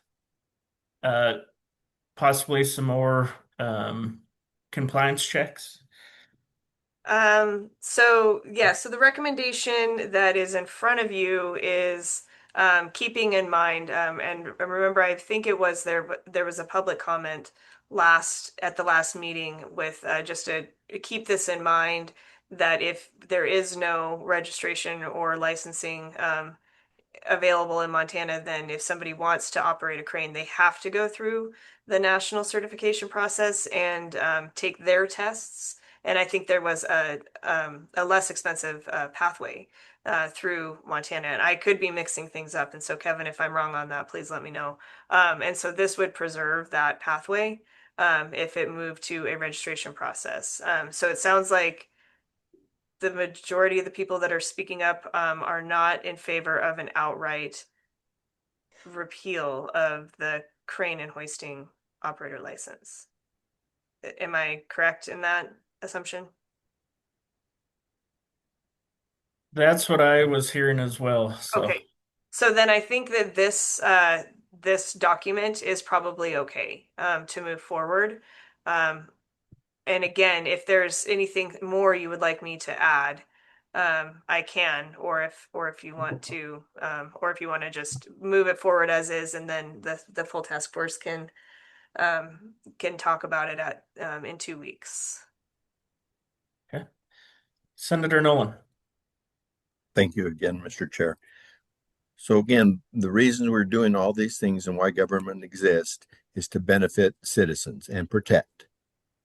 That's our goal. That's our job, and that's what we're supposed to do. So I don't want to have my comments or to influence anybody that has the on the grounds experience. I sure wasn't trying to just do that or say that. I just saw it from a standby, and actually I was on the job, but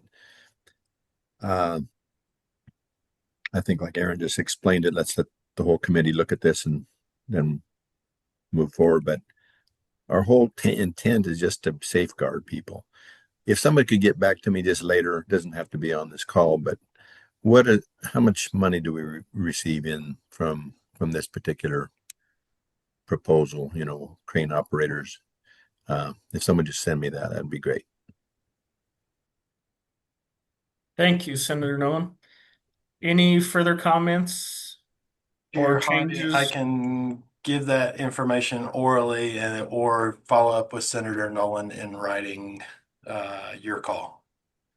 If you have it now, I'd be interested in that as well. So Yeah, sure. I'll go through the last, if I can do my counting, sorry, lawyer. The last 5 fiscal years. In 22, the program brought in $155,000 approximately, and then had $198,000 in expenses. So it was negative $42,000. In 23, it was similar revenue, 150,000. Expenses were less, so it was negative only $5,000. In 24, it was same revenue, expenses were 159. It was negative 11,000. And let me give you the reason behind that. There was a statutory requirement that required the department to employ a certain level of crane inspector. And so the costs that were associated with that were much higher. In 2025, the department went and recommended or asked for the legislature's approval, which they granted, a reduction in the level of licensee that we were required to have on staff. And so in 25 and 26, you see similar amounts of revenue that around $150,000, but you start to see positive cash flow based off the expenditures, 16,000 to the good in 25 and 21,000 to the good right now. Their current cash balance, I can tell you right now, is $166,000 inside of their account. There's some change in there, but that gets you the good picture, I hope. thank you, Kevin. Further comments or suggestions on moving forward with this topic?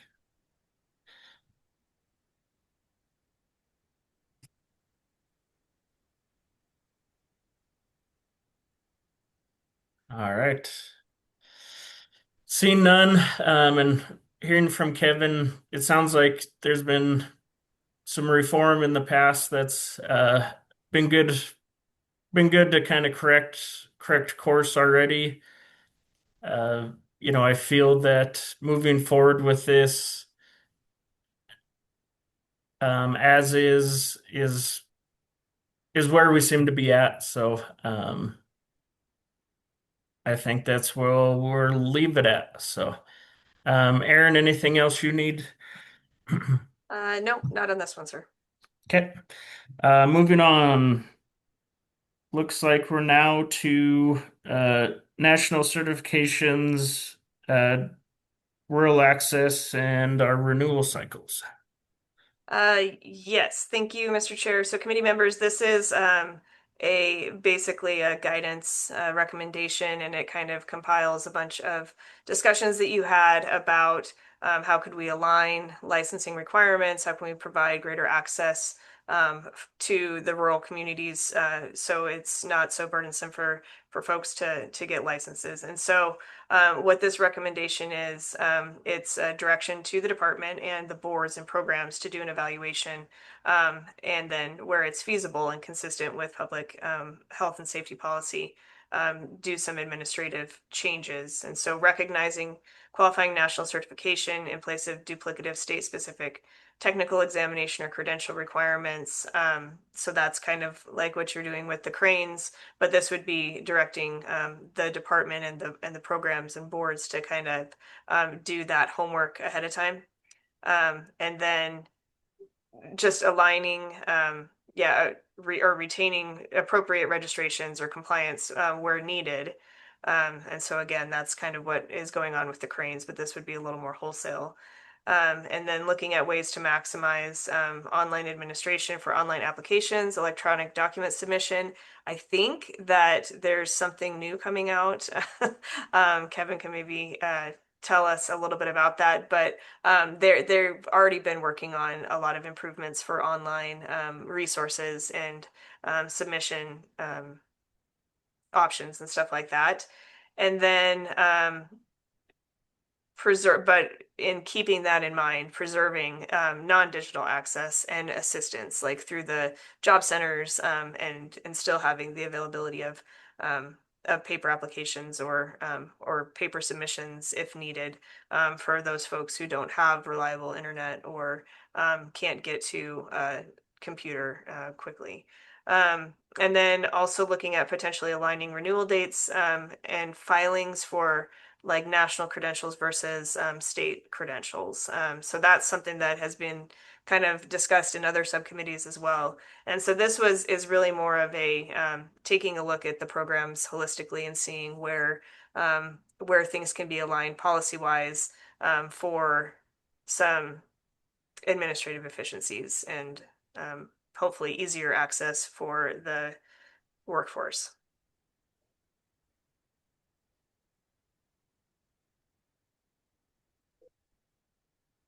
All right. Thank you, Aaron. Comments from the committee?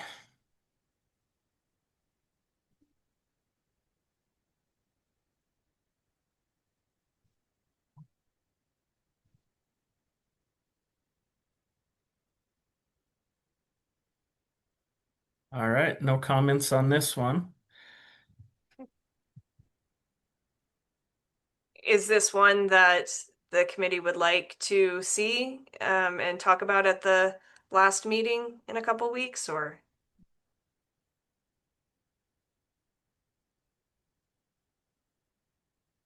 Input from committee members, please.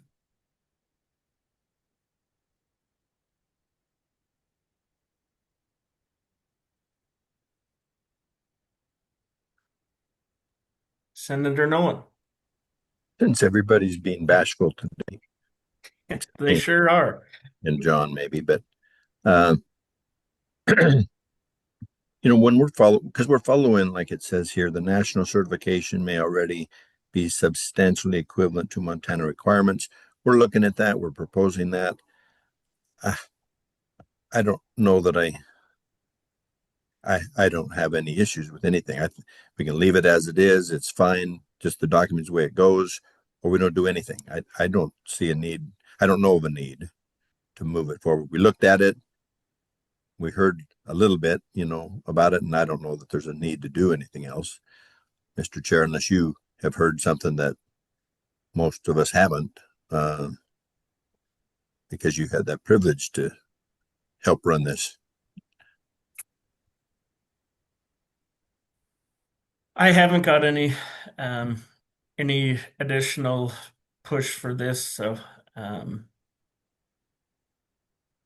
unless others on the subcommittee feel different, go ahead, John. Well, isn't this whole document, isn't this is what we're doing in general as a whole? I mean, it just seems like this is duplicative of what all of the subcommittees are talking about already. Does it require that?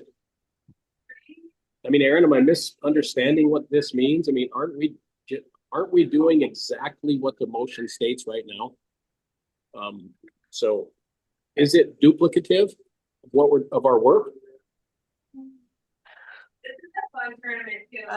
So kind of. So this was based on the conversation of from the last meeting of going through all of the public comment recommendations and what ones did you want to see maybe a little further development on.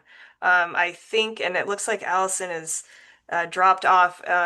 She had brought up things about just making sure that there's options for those that don't have internet access or in the rural communities who maybe need alternative ways to apply and contact the department and stuff like that. And so, I know that we are working on it. Kevin, if you could back me up, because there was an email that came out about something that's getting launched next month or this month for online access and electronic applications and more. You guys are already working on all of that already, right? Thank you, Aaron, Chair Harvey. Yes, the department is working as quickly as it possibly can with the resources that it has to implement several online improvements. One of those that I'm excited to share with you that launches on Monday morning is the contractor licensing. We did some sessions this week with stakeholders, the MBIA and then the Contractors Association, just giving a little preview of that. That has been a multi-year process to get that pushed through. Of course, it's had some changes in its requirements, being a registration and now a license. But we're really excited about that. That will impact around 40,000 licensees or customers. And so we're excited to see how that goes through on Monday. And the other thing that we'll continue to do, and if you're in the application in the next several weeks or months, we had to build it the way that we could right now based upon the task force's discussions and recommendations to the department about making things not only more accessible, but more easily understood. We'll start to revise the wording that is inside of those applications. So Erin's absolutely correct when she says that we're already working on those things.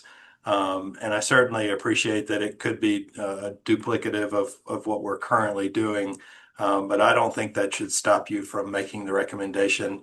I'm always happy to take direction from our policymakers and folks that are interested. So really appreciate, again, the work of the task force. I know you got a difficult job, but we really appreciate the time that you've spent here and helping us get better.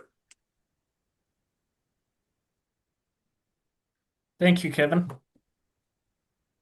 Well, if they don't mind it, then I don't mind it.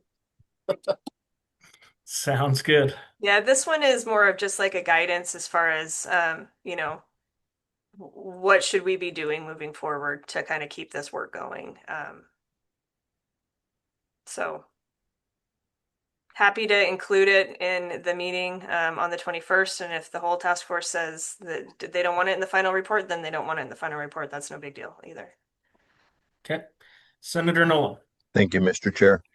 So I've had some of these outliers, people saying, you're making it too difficult. You're making this hard. I'm not a savvy on the computers. And my comment in the session was, then ask one of your grandchildren to help you, because they could probably figure it out really easy for you. And it doesn't have, we're not trying to strain anybody, but we're trying to be more efficient and be in the 21st century. And I didn't get any pushback, so I guess I'm okay with my statement. Thank you. Thank you, Senator. So unless we have an objection, we'll continue this forward and have this discussion and recommendation on this guidance at the final meeting.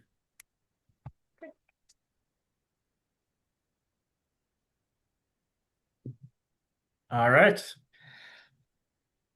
We'll move forward now to additional recommendations for review, contractor licensing exemptions.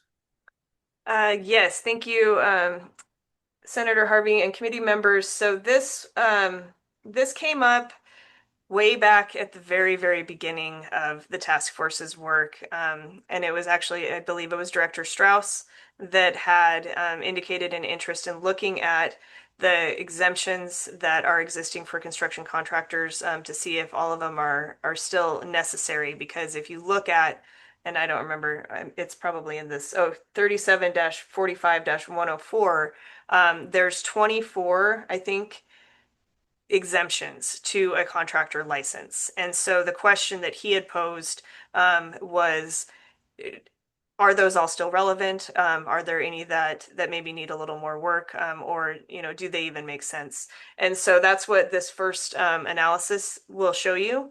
And you can see, I'll just start at the beginning. I'm not going to go through like the whole background and everything, but looking at all of the different exemptions for a contractor license, subsection 24 says that an independent contractor with no employees is not required to have a contractor license. And so what this is saying is that doesn't necessarily make sense. And it goes on to say why. And so the recommendation that we are putting forward for your consideration is to repeal subsection 24. It's a categorical exclusion, and it's only based on workforce size. There is no other reason for it. It's not on the nature of the work, the value that this worker is providing, the risk to the public of the contractor's work. And so it excludes, yeah, precisely solo operators. And those are the operators that are most likely to be performing the work directly to the consumers. And by having this exclusion, it does make it difficult for the department to identify, monitor, and discipline those folks. And so then the paper goes on to say that there's there's some reviews of subsections that could be looked at, but in general, the rest of the exemptions are necessary. And there is a sorry, I'm going to come back up to this in a minute. But there is a section that analyzes all of the other exemptions and the recommendations as to why they should be retained, or you could consider narrowing a couple of them. But the big point on this paper is a proposal to get rid of that independent contractor with no employee exemption from a contractor license. So there's some talk about why it should be repealed. And then the other thing that I provided, if the committee is interested in this, in moving this forward, is a sample bill. And so you can see exactly what the recommendation would do statutorily. So this just pulls in just one section, 3745-104, found some typos or found some terminology updates. So just changing registered to license in sub 12, because that is something we missed when we converted this provision over from the Title 39 last session, and again in 18. So that doesn't change anything except for it updates the terminology. But it would just be striking this this provision. And Quinlan knows a lot more about work comp than I do, but and independent contractor exemption certificates. But the point of an independent contractor exemption certificate is purely for work comp reasons. And so it really doesn't have to do with the actual work. It's if that person gets hurt at work. So that is the recommendation that we would like you to consider. And I'm happy to go through more of these, or call in legal to talk about it as well, but that's what this is. Thank you, Aaron. Comments from the subcommittee?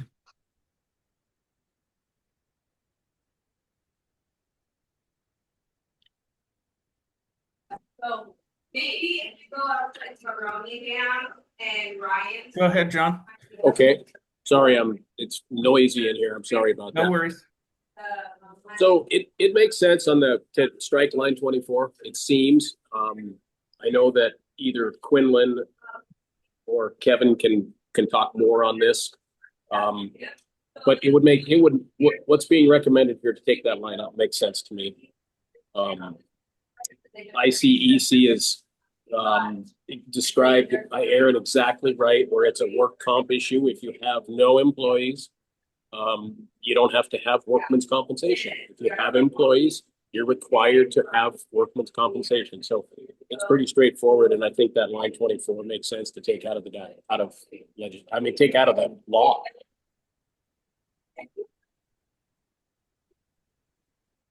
Okay.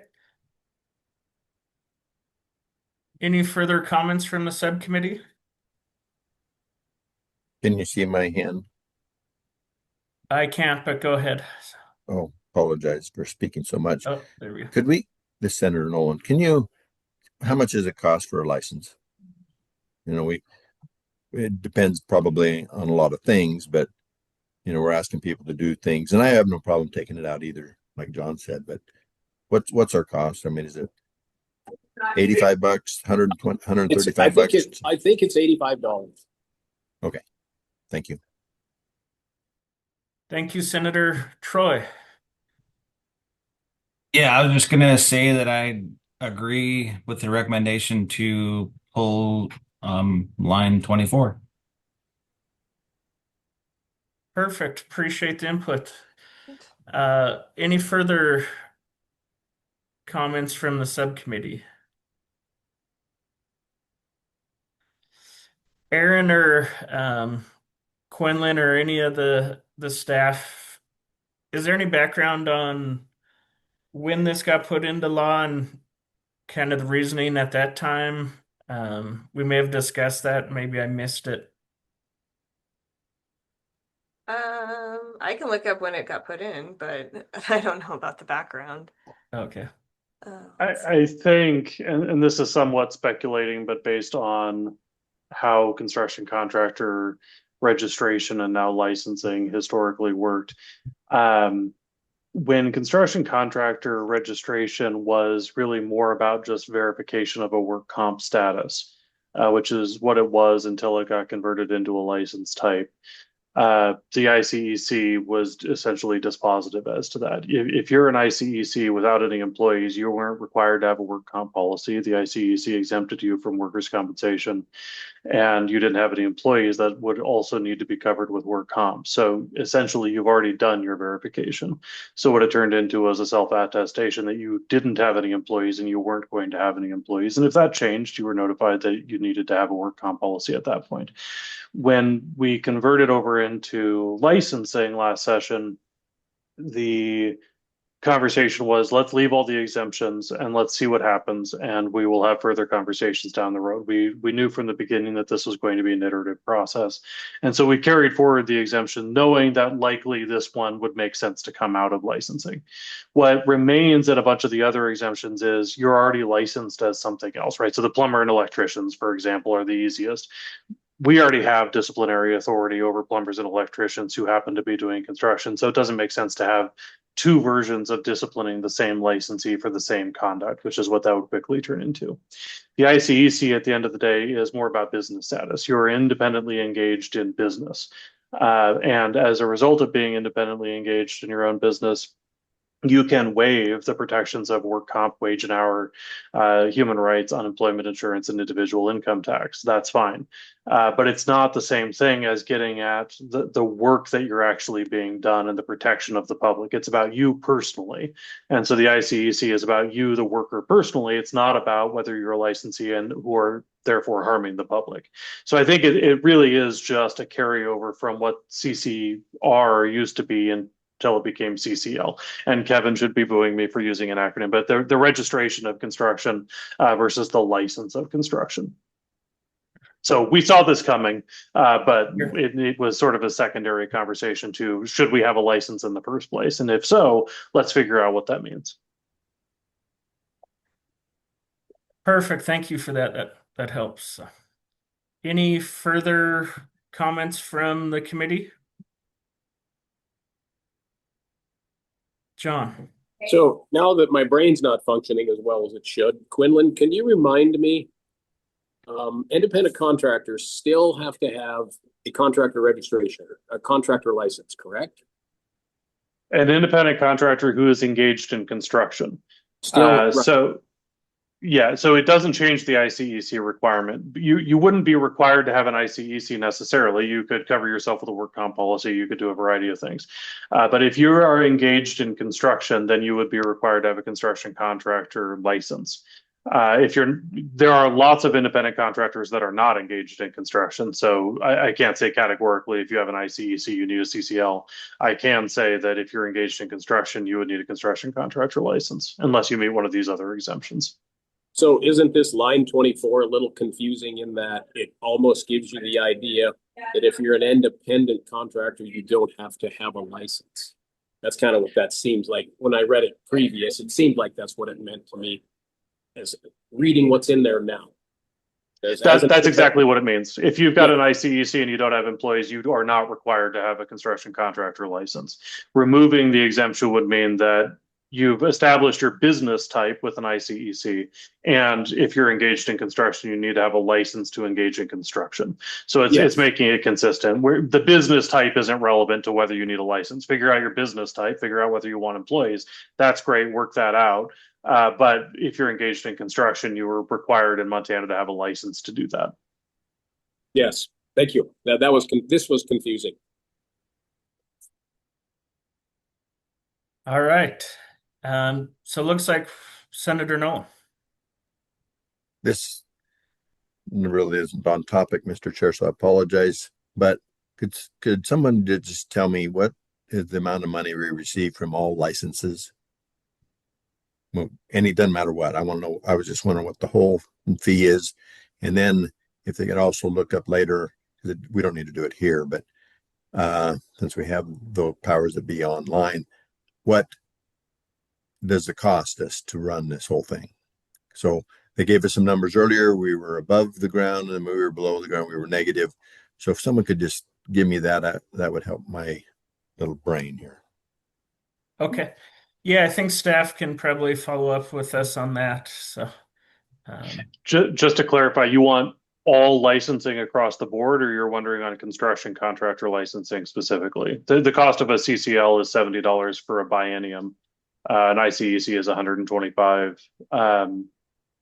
Do you want what the total revenue and costs of that are, or do you want everything across all 200 licenses? Okay. Yeah, I wanted to know everything. That was my request. Yeah. Perfect. All right. So it seems. Oh, sorry. Go ahead. It seems like we're all on the same page here with moving forward with this draft. So. Okay. Any So objection? I'll condense this recommendation down because this is an analysis paper. So I'll create a recommendation for the August meeting or the August 21st meeting, to move forward, to move this recommendation forward. Great, thank you all. Okay. Moving forward, it looks like we're on to Board of Water Well Contractors. I see a typo. Yes, Mr. Chair. So this is going to bug me because I just saw that I spelled something wrong. So I'm just going to leave that. So the Board of Water Well Contractors is currently housed within the DNRC, so the Natural Resources and Conservation. And they sent a letter that is in the public comments, but it was sent after we had in between this meeting and our previous meeting. But they are working on a proposal for moving the licensing of water well contractors, the board, over to Department of Labor and Industry. So they sent a letter asking if the task force would consider supporting that motion, supporting that move. So that's really all this is. So this would be very similar to the Board of Plumbing recommendation, is that the task force is in support of making this change. DNRC is taking the lead. They've already presented their concept to the Water Policy Interim Committee and gotten the go-ahead to do drafting. And so the work is already in progress and being done. They are just asking for the task force's support, formal support in the final report for this move. And Kevin and Quinlan can probably talk more about it. We've all met with them a couple times now, but that's really what this one is. So just a request for support. Okay. Thank you, Aaron. It sounds like lots of support from other folks from industry and from DNRC. So it seems like a no-brainer to me, but I'll open it up to the committee.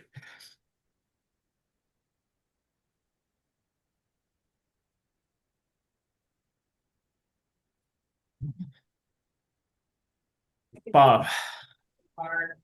Yeah, after reading what Trevor had to say, I see no reason to not support this. It makes sense to me. Thank you. John? Same, just I agree. Sounds great. Troy? Same. I think we as a committee can support this. All right. Sounds good. Okay. Sounds like we're all in agreement, so we'll move forward with supporting this. Great. Okay. All right. It now looks like we're on to our final draft. Yes, thank you, Mr. Chair and members of the committee. So this is I just wanted to kind of put this in front of you, and in the interest of time, and since it'll need to be updated a little bit based on this meeting anyways, I don't think we really need to go through it, but I am preparing these for each of the subcommittees to kind of summarize the work that has been done, kind of the path that we've taken, the journey. If you're on the Sunset Subcommittee, one of the co-chairs referred to it as a journey the entire time. So yes, the journey that we took with regards to construction and trades. And so this is going to be, there will be one of these for each of the subcommittees in the final report in your specific sections. And so again, this is a draft. I will update it based on the conversations that we had today. And I just wanted to kind of have people have their eyes on it. And since we're already over time, if you have some serious issue with some of the stuff that's in here, please reach out to me afterwards. If not, then this is just kind of what it's going to look like for the final report. Sounds great. Thanks, Aaron. Yeah, any feedback, please get that to Aaron. Also, if there's sections of this or there's comments that you want Bob and I to report specifically on, please get a hold of us by email or give us a call. We will always strive to do our best to convey what the subcommittee does. So, any further comments on this final draft? All right. We'll move along. Just an announcement. We've talked about it a few times. Final meeting will be August 21st here in Butte, up at Montana Tech. Aaron, is there more info you wanted to share? Not really, just so hopefully if you needed to book a room, hopefully you've done so. I think the room blocks are expired now. And so waiting on commissioner approval of the agenda, but we're planning on starting around 10:30, ending when we end, hopefully no later than 5. Lunch will be provided similar to the meeting that we had in Butte. And I will send this out probably next week, hopefully if I can get the agenda completed, send everything together. But I have a map of the building. We're in the University Relations Center up on the second floor, and they've provided a map and also a parking pass. We've been told that they won't be ticketing for parking, but there are some suggestions on where to park, and if you want to be comfortable and not worry about if you're going to get ticketed or towed all day, then you can print out that pass and put it on your dash. So I'll have that information for everybody, hopefully next week. But it should be a pretty straightforward meeting, similar to the second half of the June 8th meeting that we had. Perfect. Sounds good. All right. We'll now transition over to public comment. The subcommittee now offers the public in attendance an opportunity to comment on any public matter under the jurisdiction of this subcommittee that is not on the current agenda. The subcommittee cannot act, but will listen to the comments and may ask staff to place those issues on a further future agenda. We are hoping to keep it tight as far as time because, as Aaron said, we're over. But we do want to hear from you. Please remember to state your name and any affiliation. So, Aaron, I'll let you kind of direct it from your side there. Okay. So if you do want to provide public comment, please raise your hand. I don't see any hands right now, but we'll give another opportunity if anyone wants one last say before. And you're welcome to comment on August 21st as well. We have Jackie McBroom.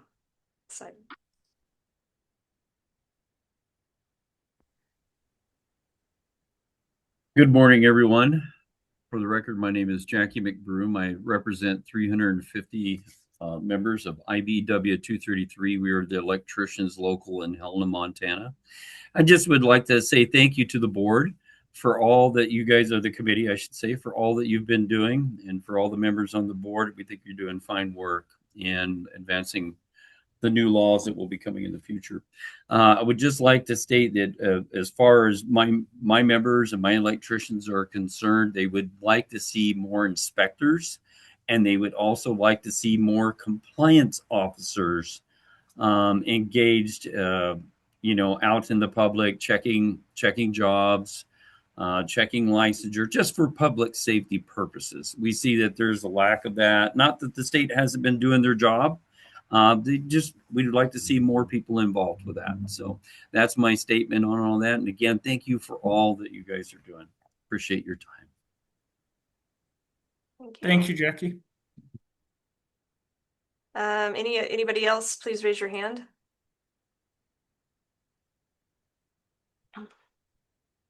Doesn't look like there's anybody else.